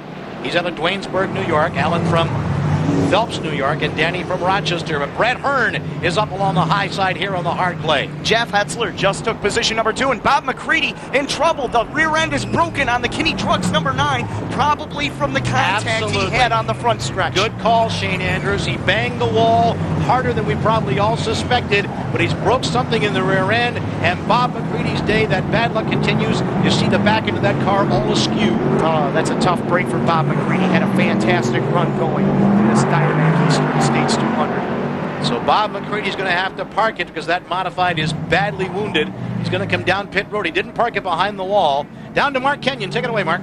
Yeah, Bob McCreadie just went by our pit. He's going to put it behind the wall. The left side radius rod that locates the rear end was busted. So the rear end had just fallen back and the left side completely out. He's done for the day. Tough break for Bob McCreadie, but another guy on the move is Jeff Hetzler in the 673. He is really moving up here and moving away from the field. All of a sudden, this car is getting hot in the second half of the race. It sure is, and he is gaining on race leader Steve Payne as they head down into corner number 1. Alan Johnson still there for 3rd. Brent Hearn and Timmy McCreadie rounding out your top 5. Brent Hearn, 11-time career Eastern States champion, 4 of them in big blocks. Collected his 600th career feature win this past summer, and he'll compete in just about a little more than 100 events, and he'll win about 40% of them. There aren't too many racing series, including Winston Cup, including Formula One, even with Michael Schumacher, that have that kind of a winning average. You know something else? It's rare that he drops away from that kind of ratio. And you know when he doesn't win, he is awfully consistent, staying in the top 5 as well. So his top 5 percentages also are incredible. Tim McCreadie bouncing through those holes, pursued by the number 3 of Brett the Jet Hearn out of Sussex, New Jersey. That's McCreadie in the 56 and Hearn in the number 3. Good battle there.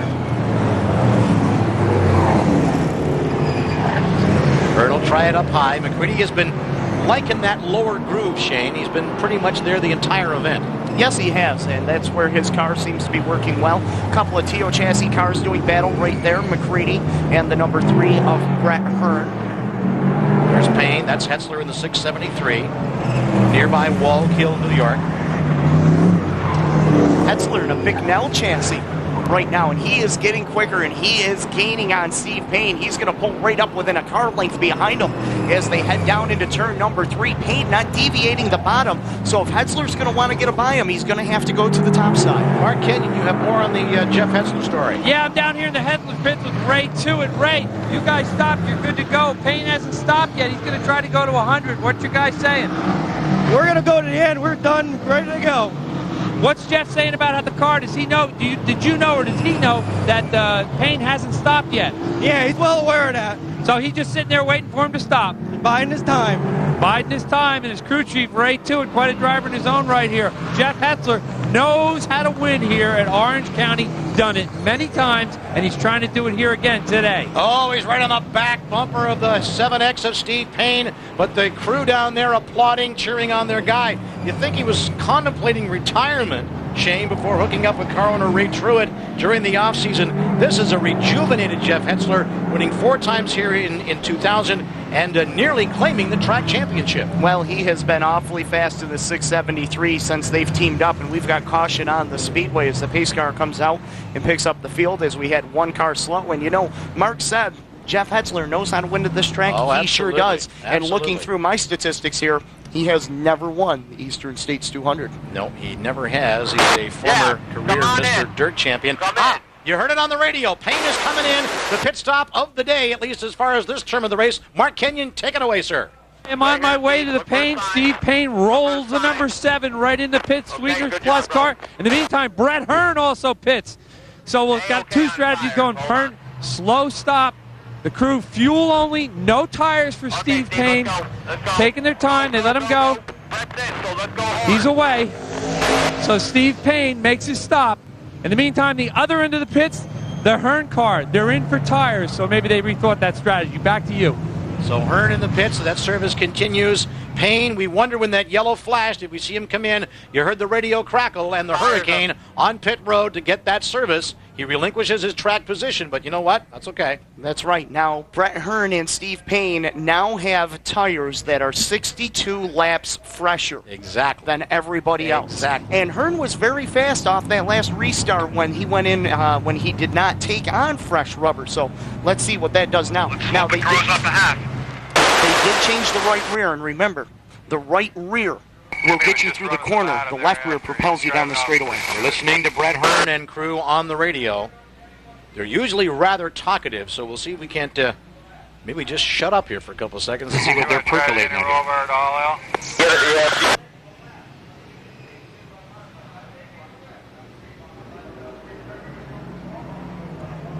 No, not necessarily radio silence. Marco Potvin coming off pit road as well, but Hearn with some tires and some gas.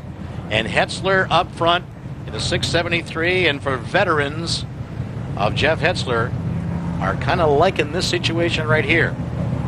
113 laps in the books out of a total of 200. This is starting to get, as if it hasn't been already, very interesting.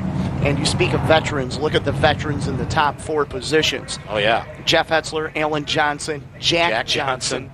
Running back there in 4th. And you got Timmy McCreadie and Vic Coffey thrown in the mix. Chuck McKee is in there as well. He won this race back in 2000. Back-to-back big block champion here at Orange County Fair Speedway. Aha! All the big fish are starting to swim upstream.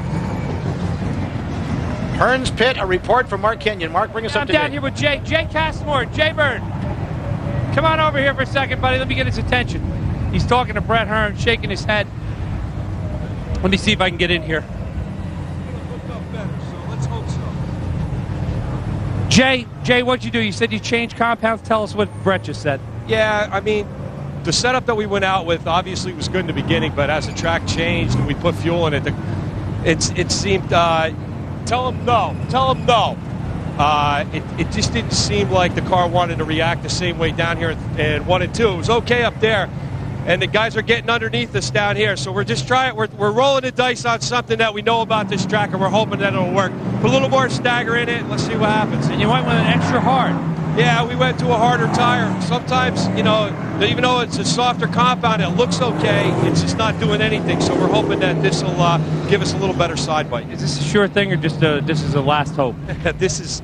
I hope experience, as Ricky Ricardo says. You know what I mean? We're rolling the dice on this. We're giving it a shot and see what happens. All right, there you got it out of the Hearn pit. Jay Castmore, and he knows tires. They're rolling the dice here in the Hearn pit. Lucy, you can still be in the show, and let's hope that those adjustments that they've made as we've just gone back to green can get Brent Hearn back up there. But so far, at least at this particular point in time, kids, it's the Jeff Hetzler show at Eastern States. And Brent Hearn is going to have to use the top side of the speedway because nobody is going to deviate to the bottom. And you know they're not going to give the jet any engine or extra room. He's going to have to go to the top, and he's going to have to do it in a hurry. To talk about Brent Hearn's success, you got guys like Castamore and some of those folks thinking about what they need to do to change tire compounds this late in the race to see if it's going to do some good. You know that you don't just do this on your own. You got to have some excellent brains ticking in the pits to get you there. That's right.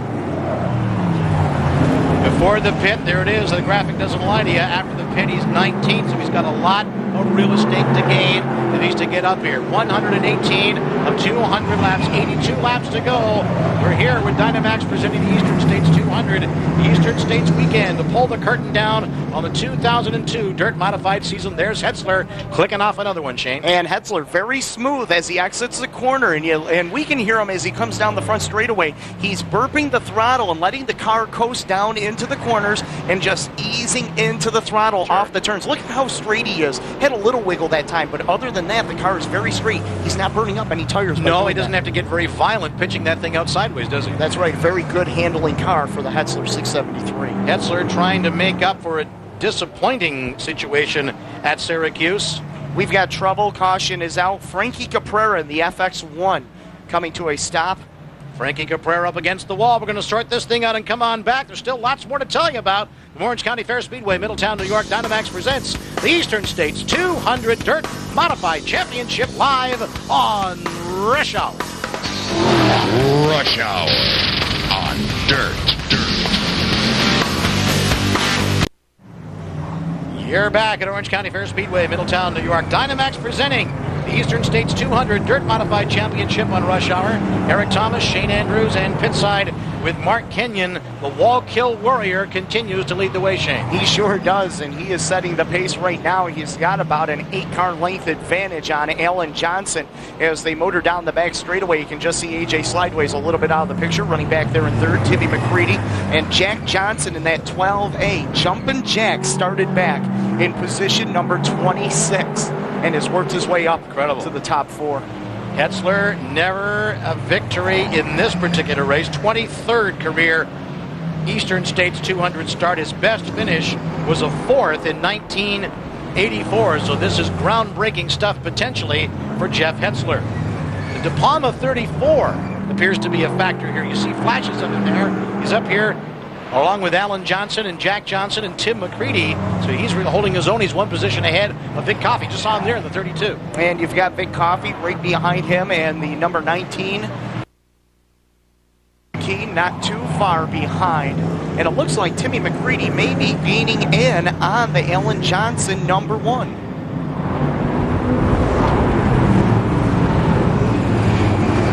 There you're looking at Brent Hearn in the number 3 De Palma, being listed as, okay, a lap down. All right, we weren't exactly sure with our timing and scoring up here, but De Palma, the 34, is a lap down. If he just stays out of the way of the leaders, he'll be okay. And you're looking at the Brent Hearn number 3 and the Steve Payne number 7X. They pitted on lap number 112. They are battling through traffic to get back up and race with the leaders, and I'm sure that they would like to see a couple of more yellow flags to help their cause. Hearn continuing his climb back. Well, back in the field, he was around 18th or 19th the last time we checked. He's been able to click off a few more after changing tire compounds as guys are getting under him in the corners. So Brent Hearn, our early leader, has got his work cut out for him here to try and claw his way back up. 70 laps to go. 70 laps to go. 130 are in the books as DynoMAX presents the Eastern States 200 here on Rush Hour. Eric Thomas, Shane Andrews, and Mark Kenyon. Reporter. So there's Hearn, the 3. Not going as high as he used to. This is your leader, Jeff Hetzler, on a wall kill. He's never won this race before. He's a former Mr. Dirt career champion, but he needs to break through. We talked about it at the top of the show, Shane. You know, you got guys who've won this race even a couple of times. You got some other drivers that want to win this thing and fill in a few of the gaps in their resume, and Jeff Hetzler is certainly one of those guys. We're yellow on the speedway once again. We've Chuck McKee coming by, and we've got a car up against the wall. Rick Hill in the number 53. Rick Hill has come to an end here. He's got some damage there on the left quarter panel to the rear of the tire there. So that's going to bring out another yellow. I think that's about yellow number 11 or 12. You can get the count here. Lafayette, New Jersey, the home of Rick Hill, I'm sorry. Under his own power, pulling away, the wrecker will pull back into its parking space, and we're going to come down and tell you what's going on here. 132 laps in the books out of a total of 200, so come on back with more stories from Orange County Fair, Speedway, Middletown, New York. DynoMAX presents the Eastern States 200 Dirt Modified Championship. We're live on Rush Hour. Rush Hour on Dirt. Welcome back to Orange County Fair Speedway, Middletown, New York. DynoMAX presenting the Eastern States 200 Dirt Modified Championship on Rush Hour. Eric Thomas, Shane Andrews, Mark Kenyon, Jeff Hetzler is the story, and are the local fans loving this because they always want to see the local guys beat the imported guys. And while we were gone, Tim McCreadie took over position number 2, and you hit on a very good point, Eric. The Middletown faithful want to see their men win at their track. And Alan Johnson, as you just see flashed up on the screen, car jumped out of gear on the restart, and it cost him a position. Mark Kenyon, can you add more to that Alan Johnson story? Yeah, I'm down here in the Alan Johnson pit. When I saw it, Alan's head went down, and I assumed he was reaching for the gear level. They told me the car stumbled. When he stepped on the gas, the carburetor flooded up for a second. and he didn't go. Tim McCreadie was right there, pounced on it. You can't make a mistake like that or have a problem like that when that young kid's behind you. Can't do that, and that's rather unusual to have the car jump on a gear like that. Well, you know, this team, that Elaine James Motorsports team, has a very thorough maintenance program. They go through each and every car after each and every race. Unfortunately, something like that, they don't have any control of. No, they really don't. Alan Johnson, there's Tim McCreadie ahead of him. Last year, Tim McCreadie was going for the win when he slammed the wall late in the race, so we'll keep our eyes on Tim, who's had a splendid run here this afternoon. He sure has, and right now his car looks like it's not as good off the corners as Alan Johnson's car, as AJ Slideway's starting to reel them in. Watch as they go down into the corner. You can see that they will have a little bit of a bobble. He'll stay glued to the bottom side of the Speedway. Brent Hearn is in ninth place. You see him on the inside of the 115 of Kenny Tremont, who was one of our cars into the wall earlier on, but is able to fix repairs and get back. So Hearn's scratch back has been a bit arduous, but at least he's inside the top 10 for the Brent Hearn fans out there, and we know there are lots of those. And he's got a lot of ground to make up. He's about a half a track behind Jeff Hetzler, race leader, as Hearn works his way off of corner number 4. Hetzler just exiting corner number 2. 57 laps to go. You see the graphic up there. Working our way through. It's been a pretty quick event. We've had about a dozen yellows, I think, but we haven't had a lot of time to... Now we're just going to add another one here. We've got some problems. The car's slowing down. There's a spun car up in turn number 4, and we're going to bring out the yellow, so that's about 13 yellows. Mark Potvin in the 66, one of the Quebec standouts, spinning it around, going the wrong way in turn number 4, and the yellow will come out again. So Hetzler has to survive another restart. He's got Tim McCreadie running right behind him in second place. Alan Johnson is third. Jack Johnson is fourth. Vic Coffey, fifth place. And Chuck McKee, our 2000 winner, in sixth place at the moment. Well, it's going to be interesting on this restart for a couple of different reasons, Eric. Number 1 is Brent Hearn. A good driver can pick up a couple of spots on a restart. Number 2 is that problem with Alan Johnson's shifter. Is that going to jump out of gear again and possibly cost him another spot? We're going to have to keep our eye on both of those predicaments. If it did it once, it might do it again. We'll keep our eyes on the Alan Johnson number 1 and see if there's any hesitation in the number 1 at all. Production support for Rush Hour on Dirt provided by our friends at United Rentals. United is one of the country's largest suppliers of aerial lifts. They extend every effort to get your job done. United Rentals. Couldn't give you the camera angles that we do without the old scissor lifts up there. That's right. I like the way they beep when they move along, but that's another story. Jeff Hetzler on a wall kill. New York, not too many miles away from where we're located here in Orange County. At Middletown, New York, the wily veteran holding off the young man in Tim McCreadie. The green flag is out in the restart on lap 146 out of a total of 200. Brent Hearn on the move beside the Pat Ward 42. Has he got enough time to become a factor? We'll have to wait and see. Well, go ahead. Well, he's going to have to put the spurs to the ponies, Eric, as we said earlier, he is going to have to go to the high side. He's trying to grab a couple of positions right now. Turn in the 3, Pat Ward of Genoa, New York, winner this year in the 358 division at Can-Am Speedway. Down on the bottom, Hearn up around the middle portion of the racetrack. You see it there. Doesn't want to go up high as he was before with the harder tires. He's got better grip down in the middle portion of the racetrack. A couple of cars have come together between corners 1 and 2, and that's going to bring out yet another yellow flag, and all of a sudden we're looking at a little jaundicey here with a lot of yellow. Rick Verkaitis in the number 77 V involved up there. He is the car closest to us right now, the red number 77, and can't quite make out who the other car is. I believe it's Craig Mitchell, the number 93, Hollywood Craig Mitchell, the number 93 machine. So 2 cars come together there, entanglement. 77 Verkaitis car, Bicknell chassis machine. You see the graphic there in the rear quarter panel. So, Jeff Hetzler continued to lead the show here, but he's got a lot of restarts to survive. But you're right, he doesn't appear to be fighting the car. Brent Hearn with some adjustments there, Shane, really wrestling with that race car. Alan Johnson wrestling with his car. I don't think Jack Johnson is or Vic Coffey is, but the one difference, if you'll notice it, especially on the head-on shots, is that Hetzler doesn't have to wrestle with that 673 really much at all. That's right. The car has been very straight off the corners. He's not burning up any tires. He's working the throttle. He's feathering it. Doesn't want to get a lot of wheel spin. Just wants to keep the car underneath him and get a good clean run down into the corners. Greg Whitehead, one of our early race leaders, well, not leaders, but in the top 3 in the opening stanzas of this race on pit road for some service here. But this may take a couple of minutes to get these two cars separated up here. You don't want to just yank them apart. We say this every Saturday night on the PAs. I know you do, Shane.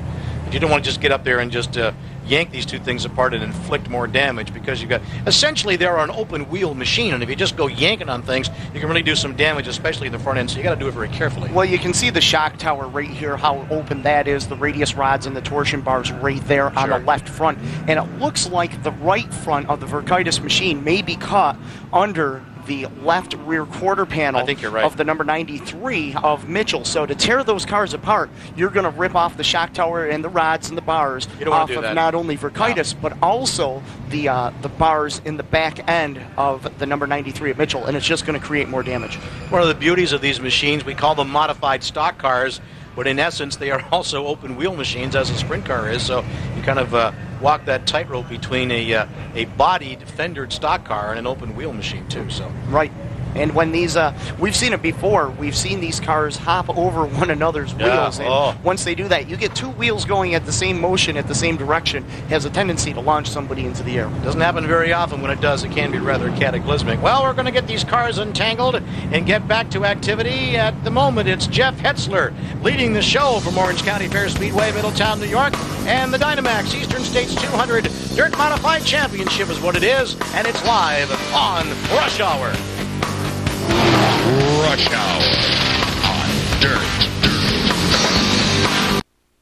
Accommodation for our Rush Hour on Dirt crew provided by Howard Johnson's of Middletown. Howard Johnson's is the official hotel of Orange County Fair Speedway. Call 845-342-5822. Howard Johnson. Back to green, Shane Andrews. Yes, and it is Jeff Hetzler out in front. Timmy McCreadie right there all over him. They've kind of pulled away from Alan Johnson's number 1. And look at the scramble off of turn number 2. Everybody looking for that preferred groove as we are less than 50 laps to go. Big Coffee bouncing around the one of the lap automobiles. Most of the afternoon, but it's still Jeff Hetzler, your leader. Tim McCreadie in the 56 running second. Alan Johnson in the number 1, the Bicknell chassis machine, in third place. Jack Johnson in the 12 running fourth. Vic Coffey is 5th place. Jeff Hetzler having a very good run. His car very straight corner, off the corner. Look at that, how smooth that is. The car might be a little bit tight right now as he has opened up a little bit of an advantage, about 3 car lengths now over McCreadie. And Jerry Higbee in the battle right here with the number 19 of Chuck McKee and the number 3 of Brent Hearn. What are the thoughts over the last 40 laps or so in the Hetzler pit? Let's get that story with Mark Kenyon. Yeah, I'm down here with Ray too. And Ray, he's awful quiet on the radio. Saying anything? He's just riding, just buying his time. He's got an awful big lead on McCreadie. Are you guys concerned about fuel or tire wear at all? Now we're going to be all right. We've got plenty of fuel. We got an extra hard tire on it, so we're fine. Jeff's just a quiet guy, Saturday night racer. In a little while here, it's just going to be a 30-lap feature. You going to tell him anything? Well, Eric Erman, the crew chief, he's on top of Brent's trailer. He's pretty much telling him what's going on, so. Eyes and ears in the sky. Eric Erman, one of Brent Hearn's former crewmen, keeping an eye on Hetzler, and Hetzler knows how to get it done, and he's bound and determined. You're right. This is a breakthrough for Jeff Hetzler, but as Mark Kenyon so poignantly pointed out, this is going to be like a 30-lap Saturday night sprint someplace for Jeff Hetzler. He's got fuel, he's got tires, going to have to slow it down here. We've got a car in trouble on the front stretch. And it's Tony Pays in the number 31 coming to a snail-like pace here in the middle of the front straightaway. He gets it fired up and continues on. And you're right, Eric, it is now a 30-lap shootout to the finish as this is just, it's down crunch time. Hetzler works for Harry Barentz, nearby Barentz Speed Center. He handles the engine parts portion of that business. Jeff raced for a living in the mid-'90s and then decided to scale back his operation and just do some of the weekend stuff. And, you got bills to pay, so you got to do that. And might as well stay with the speed shop parts thing. That's what he knows. And he's a seasoned veteran. He's raced late models. He's raced 358 modifieds. He's raced big block modifieds all over the Northeast, knows his way around these tracks. And sure. I'm sure that the fans in the grandstand here with us today at Orange County Fair Speedway are probably chomping at the bit to see one of their regulars beat the touring guys. This is caution number 15, and no one is leaving anywhere. They got their cocoa and their coffee. Oh, upcoming events, Fallujah, Speedway Park, the Florida Tour. Yeah, we're thinking about it already for 2003. February the 10th and the 15th, a lot of the fans go on down there, enjoy the warm weather, and see some of the old familiar faces. And the dirt track, Lowe's Motor Speedway at Charlotte, Saturday, April the 5th, 2003. DirtMotorsports.com has got more information. Great track down there. Our old friend Roger Slack running the dirt oval for Humpy Wheeler down at Lowe's Motor Speedway at Charlotte. The fans, NASCAR bred as they are, have really taken to this dirt modified stuff, Shane. They sure have. Great response last 2 seasons that we've gone down there. In trouble on the front stretch. Vic Coffey goes around. Everybody sends scrambling. Coffey gets it fired back up. Wow. You can breathe now. I don't think anybody hit anything, but it was Harem scare him in there for a second. Vic Coffey's got something busted. Whitehead swings around the outside of him, but Vic Coffey has got a left rear tire gone down. Left rear tire has gone down. Everybody bailed out, and man, that was scary because we could have had some hefty contact in there. I don't think anybody hit a soul. Boy, a great piece of driving by all the drivers to get by. And one of the things that we've got to say is it's a testament to not only the drivers but also the spotters. Anything over 50 laps on the dirt motorsports circuit, they are allowed to use spotters. So Vic Coffey, that is a shame because he had an excellent, excellent run going. Regular Friday night small block runner at Ransomville Speedway in Ransomville, New York, who had that miracle big block win at Super Dirt Week in Syracuse when Tremont ran out of gas on the last lap. Biggest win for Vic Coffey's career. So he'll bring the Bicknell chassis 32C around and get this tire repaired. A tough break for Vic Coffey. He's had an excellent afternoon to this point. And he has had some good runs here at the Orange County Fair Speedway as he picked up a top 5 finish 2 years ago in this very same DynoMAX Eastern States 200 race. Only 4 career dirt big block wins for Vic Coffey since he was Rookie of the Year in '96, including the Eckerd 200. He only has 4 big block wins, one of them being the biggest of them all, the Eckerd 200. Yep. And there's a field full of drivers that would trade 50 to 60 wins for that one win up at Syracuse. Absolutely. And a lot of folks are saying, he sort of lucked into that. No, not really, because as we said before, you got to repeat it too, because you know what? Every once in a while you're going to have an inherited win, but you got to be in the right place. Here's what happened. Coffey went all the way around, and it's bailout time for everybody else. It sure is. Look at everybody scrambling. A couple of cars bouncing off the wall to avoid hitting Coffey as he spun. And a good piece of driving by everybody. Tim McCreadie riding in second place. Anything at all for Hetzler? Go ahead, Mark Kenyon. We're down here in the McCreadie pit. You guys got anything for Hetzler? He's awful smooth up there. We're hoping. It's got a few laps left to see what happens. Timmy's an awful good driver. Hopefully we can pull it off. This is a big race. Would be the biggest race of his career, yes, no? Probably yes. Tim McCreadie. He's an awful cool kid, for a young guy, and he's out there running in second spot. Hetzler and McCreadie, 2 cool cats at the front. Young guy, old guy. This is going to shake out nice. The professor of useless information, McCreadie's crew rooming in the room next to mine at the Howard Johnson's. Good luck, bad luck, don't know. But right now we've got another caution on the racetrack, do we? No, it's okay. Everything was slowing down there. I thought we had a caution. We're okay. We're under green. But boy, they're really shuffling the deck here. Hetzler, McCreadie, Alan Johnson. And look at Brent Hearn has moved up. We've got another big problem here. Pat Ward in the middle of this here. All kinds of problems. Look out. The 66 of Potvin went over. Man, oh man. Tires are getting worn. They're running out of laps. They're running out of time. Mark Kenyon is on his way down there as quickly as he can. But we had all Potvin's in the middle of it. Pat Ward got a late hit in there. He's got some damage as well. 1, 2, 3 automobiles up there. 4 actually, as one pulls up from in behind the pileup. Chris Whitehead involved, so Yes. is the De Palma number 34, the Varon number 98, the Potvin number 66 machine, and one other car also involved, the number 22 car. So we had Vic Coffey's tire go down. Everybody was able to avoid it. This time, they weren't so lucky. So there's the pile. And a few drivers are taking advantage of this to coming into the pits. Chuck Bauer in the 99. We haven't talked a lot about Chuck this afternoon. Vic Coffey's back on pit road again. Pat Ward has just got sheet metal damage, I think, on the right rear quarter panel of the 42P. And the track blocked in turn number 4, so the field actually had to go around pit road and go down pit road because nobody could make it through. There's our own Mark Kenyon. You saw him there, getting closer. Let's get a replay of this, Shane Andrews. What happened here? Well, as they come off of corner number 4, everybody on the gas, and it looks like the Potvin number 66 goes around. Oh, Varon tags the wall. And as Potvin comes, that was Pat Ward actually that went around and watched the cars pile in. There's Potvin, and Potvin got up in the air and almost went over. You're full onto the throttle. The dust is flying. I don't know if the sun was out at that particular time, but there was a problem with visibility. But everything happens. I mean, we can sit here and analyze it 8 ways to Sunday. Everything happens so darn fast. Wow. Yeah, reminiscent of that big block crash at Syracuse. Obviously not as bad. When I first looked up, I see the Potvin car in the air. I thought maybe that he did roll over, but he kept it on all 4. Mark Kenyon, what do you see? We're down here with Marco Potvin. Marco, we're in the 31st lap the other night we were talking about. My crash at Scenair. Now here you are. Tell me what happened. I really don't know. You know, I came off number 4, and there was one car spun to the track, and I really don't know what happened. Are you okay? Oh yeah, I'm okay. Marco Potvin, the car heavily damaged. A lot of oil on the speedway here coming out of 4. They're putting down Speedy Dry. Heavy damage to the rear of the car. Down here in turn 4, 4 cars piled up. Whitehead's car. And these guys are done for the day. Marco Potvin, okay, let me see if I can get some more scoop. Come back later. Bye. C'est dommage, as they say, for Marco Potvin, which is too bad. Bad luck. Gary Edwards, that car looks like it was attacked by a crazy man with a can opener. Wow, look at the sheet metal. They're just going to rip it off. Peel and stick now. It's going to look like, well, I don't know what it looks like, actually. Like a little tearaway thing to give you an idea what these things look like on the inside. Remember the sprint car thing we talked about? That gives you an idea. Yes, it does.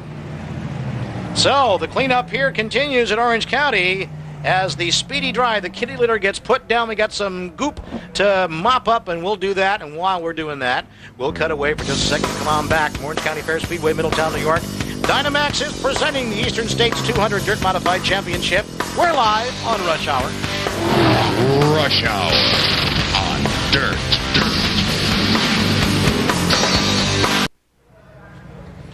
Welcome back to Orange County Fair Speedway, Middletown, New York. DynoMAX presenting the Eastern States 200 Dirt Modified Championship on Rush Hour. What a wild and woolly day it's been. Eric Thomas, Shane Andrews, and Mark Kenyon. Hey, Dirt Direct, you got to check it out for apparel, videos, tickets, and all kinds of stuff like that there for Dirt. 1-800-979-DIRT, and DirtMotorsports.com is your connection on the internet to Dirt Direct. Hetzler, the story, has never won this race. He would certainly like to crack that and put that other name on that long list of legends that we talked about, Shane Andrews, at the start of the show. Tim McCreadie, has he got anything at all for Hetzler? He's in second place. There he is in car 56. Then you've got Alan Johnson in the 1. And you've got Brent Hearn moving up there as well. But we've had ourselves a rash of yellows late in the event. But Hetzler's car doesn't appear to be going away at all in terms of handling. No, it doesn't. He's getting very good runs down the straightaway, very good corner handling. Right now, the car doesn't seem to be doing anything evil on him. And, of course, I think a lot of that has to do with the driver, too, as he's very easy on the gas, getting the car to work and respond to what he needs it to do. So the wrecker removing the Whitehead number 244, a little flash of glory. He was up there near the front, started near the front in by virtue of the time trials for this event. Stayed up there as long as he could, but you know, another chapter of education for young Whitehead. And you know, it's a learning experience because he was his own R&D research. Sure. He built the car from the ground up. Nobody else has a Whitehead chassis, so he'll take that and he will improve on it. No doubt about it. We mentioned that the last guy I know that could just sort of eyeball a chassis on the floor, weld it together, and run with it under his own construction was Kenny Brightbill. Everybody else using the Troyer chassis, certainly the Bignell chassis and the TO and a few others as well. But you can put together your own car and run like that. There's a good future ahead for young Whitehead in the 244. All righty, we're green. Let us see what we shall see. Can Hetzler hang on?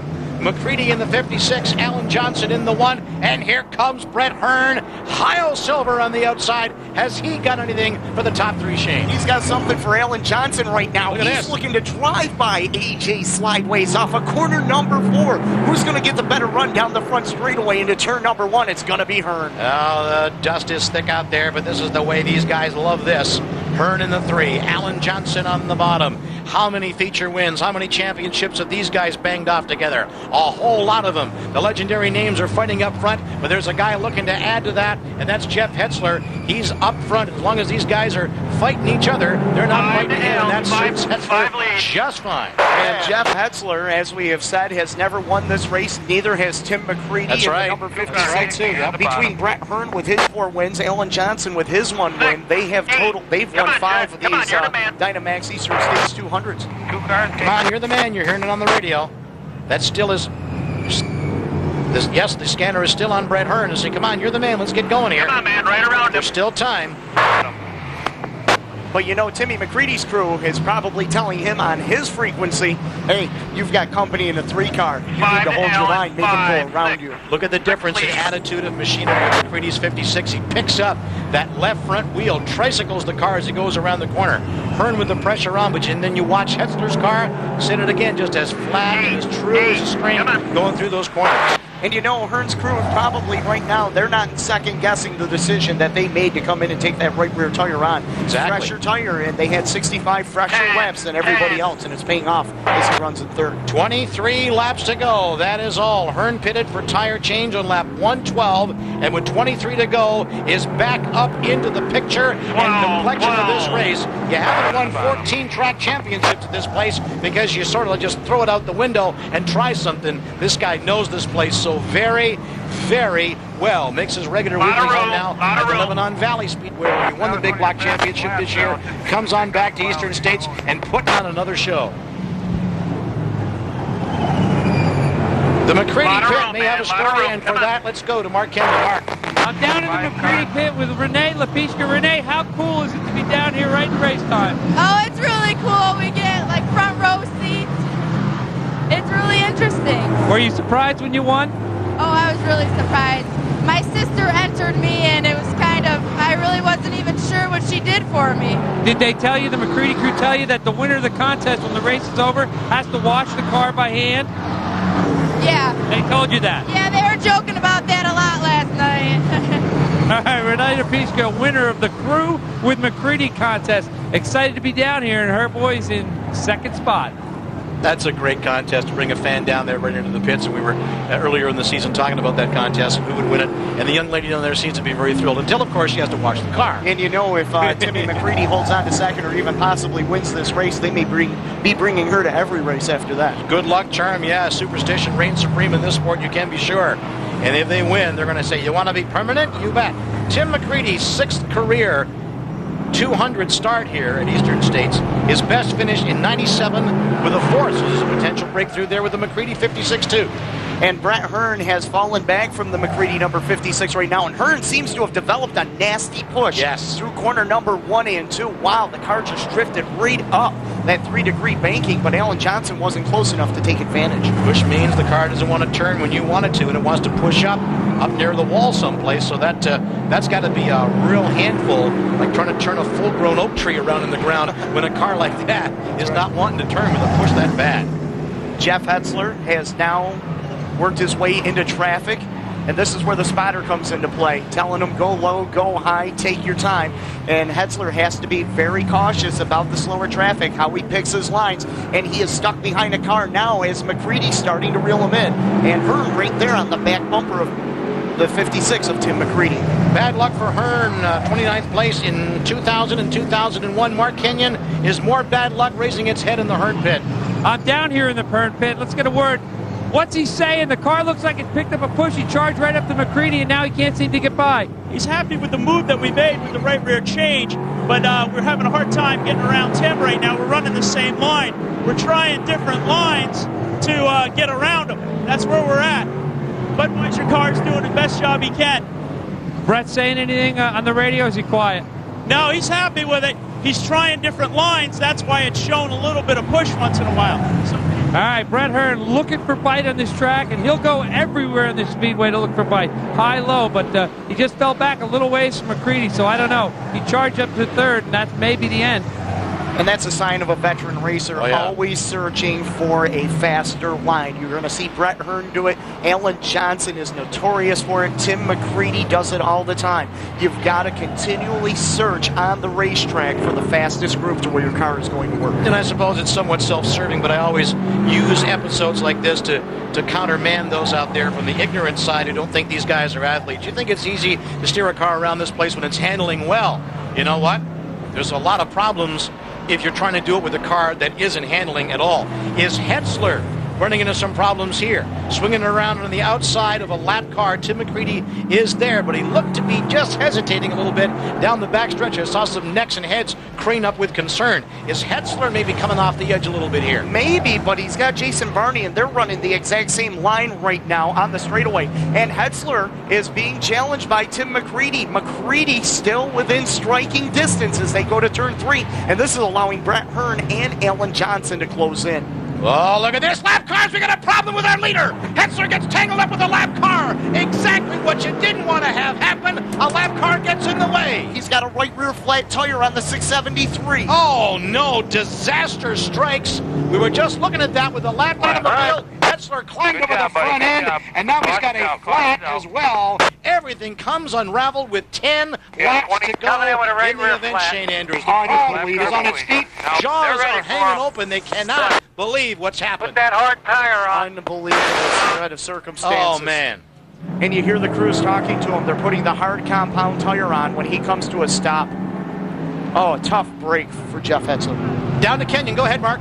Hetzler slides the car in the pits. They're going to change the right rear only. Jeff is very animated in the car. Slams his fist on the wheel. Big disappointment down here. I'm going to try to get a set with Ray Leon too. And hold on. He's pounding his fist on the car. Ray, did he say anything? No, there's nothing I can say on TV. There it is. That's all it says. Nothing you can say on TV. Big disappointment down here. Jeff Hetzler, strong runner, strong car. But you know what?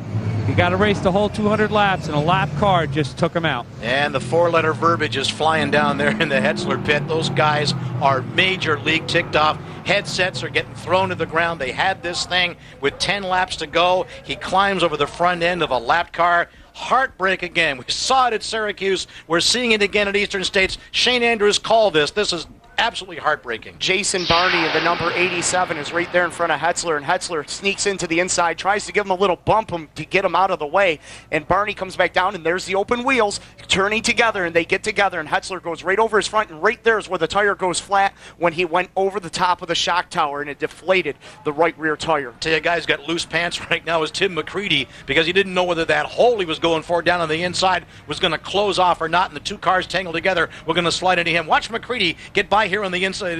Not much of an opening. Get through there if he can. And McCreadie gets through unscathed. And look at Brent Hearn. He had to take evasive action to miss the spinning Jason Barney after they made contact. And Tim McCreadie, wow, just inherited the lead and possibly a $20,000 payday. Man, it just goes up in smoke that fast. That's why we love this stuff, boys and girls, because you never know what's going to happen. 7 laps to conclusion. This all comes off the staples with 10 laps to go. We are green. What can we do? All right, the story shifts to Tim McCreadie, ladies and gentlemen. He's never won this, but look where the heat's being applied. It's 11-time Eastern States veteran and champion Brent Hearn. Alan Johnson content to sit by Kitty by the door and see what happens. It's a McCreadie-Hearn battle in Eastern States. It doesn't get any better than this. And Hearn looked to the top side, couldn't make it work. McCreadie brings it down the front straightaway. Now remember, Hearn said that he couldn't get through 1 and 2 as good as he wanted to, so he's going to have to try and make the pass in turn 3 and 4. This is like throwing Chubb in the water for a shark. Look at this here. Can we get around? If Hearn can smell an opening, he'll go for it. 5 laps. Is there enough time? The tire change was correct. Side by side with McCreadie. Hearn and McCreadie, they bump, they touch. Hearn takes over the lead down the front straightaway. The place goes berserk at Orange County Fair Speedway. Brent the Jet, can he hang on and do it again? McCreadie's going to come back and try and kick him in the shins again. Boy. What a battle up front, Shane. Well, the opening was there, and Brent Hearn, he dove into the inside. There wasn't much to work with, but Hearn greased up the sides and squeezed it through. Oh, man. This guy is not one of the best dirt track racers in America today for nothing, ladies and gentlemen. Brent Hearn just got by Tim McCreadie, and what a round of entertainment here. I don't think Alan Johnson's going to be a factor. Just 3 more circuits, 3 laps around this 5/8 mile hard clay. And Brett the Jet looking good right now. Coming down here. Wow. 2 laps to go. The rabbit ears, the popsicle sticks, as they say, are in the air. The fans are on their feet. Brent Hearn, can he do it? He's got a good shot at it right now, Eric. He has opened up almost a dozen-car length advantage over Tim McCreadie. Jack Johnson and Chuck McKee rubbing wheels off of corner number 2. One more time around now. The fans coming down to the fence to offer congratulations. Some are not offering congratulations. He has his fans. He has his detractors. Look at the Hearn pit. They are in absolute elation. Coming down here towards the end, Shane. Just a couple more turns. Brent Hearn left to race at Lebanon Valley Weekly. He comes back to Orange County. He takes the small blocks. He will be triumphant in one more corner. In turn 3. In turn 4, it is Hearn heaven on the hard play. Brent Hearn will come on down to grab it. He'll take his 12th career Eastern States Championship when the field just wrote him off with that tire change. He fought his way back. The early leader got himself back towards the front and pulls off another victory. Man, oh man, we've got a lot to tell you about, a lot of tales, a lot of people to talk to. Jay Castamore and the rest of the crew absolutely elated. Brent Hearn shows you why he has been a 14-time track champion at this place, and as we said again, one of the best dirt track racers in North America. 43 wins now on the season for Brent Hearn. What a year. From Orange County Fair Speedway, Middletown, New York, we're going to talk to Hearn and a whole lot of other folks, so you got to come back. DynoMAX presenting the Eastern States 200 Dirt Modified Championship, and it's live on Rush Hour.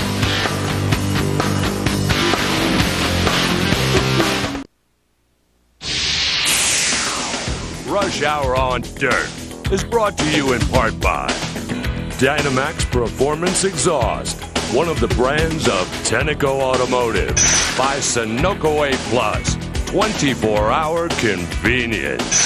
Advanced Auto Parts, the best part is our people. And by Hoosier Performance Tires, tires designed for champions. As thrilling a dirt-modified race as we have seen in a long, long time. The victory celebrations in the middle of it, our own Mark Kenyon. Mark, go ahead. Down here in Victory Lane, Tyler, Brent's son, on the wing of the car, wiping his face. He's been there. Brent Hearn climbs out, up on the roof of the car. Yeah, the big flex. You hear the cheers, you hear the jeers, but Brent Hearn, your winner here at the Eastern States DynoMAX 200. Tyler Hearn, his son, on the hood. Come on down here, Brent, talk to us. Man, unbelievable. I thought, I wrote you off. I mean, you made that tire change. You came in on lap 112 and you changed that hard tire. I thought I heard you on the radio questioning those guys. Were you even sure of that move? Well, you know, again, we were fading back to 5th, 6th. We had nothing for the leaders. We had to do something. We had to come in, and my crew made a great choice of tires. Jay is on the tires. And we had a good car, and, you know, but everyone knows the last half of an Eastern States 200 is an awful hard place to pass. Track is really narrow, but we got the car rolling around the top a little bit. We had so many lucky breaks with missing spinning cars and some other issues. Got hit a couple times. We're looking at this bead lock right now. It's amazing that tire's even holding there right there. But amazing run for the Budweiser team. Again, what a year. I got to thank T.O. Chassis, Andrews Engines, and Budweiser, obviously, WLR Construction, Cavallaro, Kruger, and all those people. Man, I'll tell you what, it's been a heck of a year. Did you ever have the slightest idea you could win this race? And then take me back to when Hetzler climbed that lap car. What were you thinking? Man, well, you know, first Vic got spun out by that one lap car down there, and then he gets tangled up with the lap car. And I'll tell you what, when I went by Timmy, there wasn't a whole lot of room. When I got up underneath him, you know, I filled the hole, and he tried to pull it down, and we were rubbing all the way through 3 and 4, you know. What now? This got to last you for the whole winter, huh? Well, you know, that's a couple good bucks, you know, for this race, and some lap money and everything. So, I mean, I'm thrilled. I'll tell you what a way to end the year. At 43 wins, is this it for you? This is your last race of the year? We're going to top it at 43?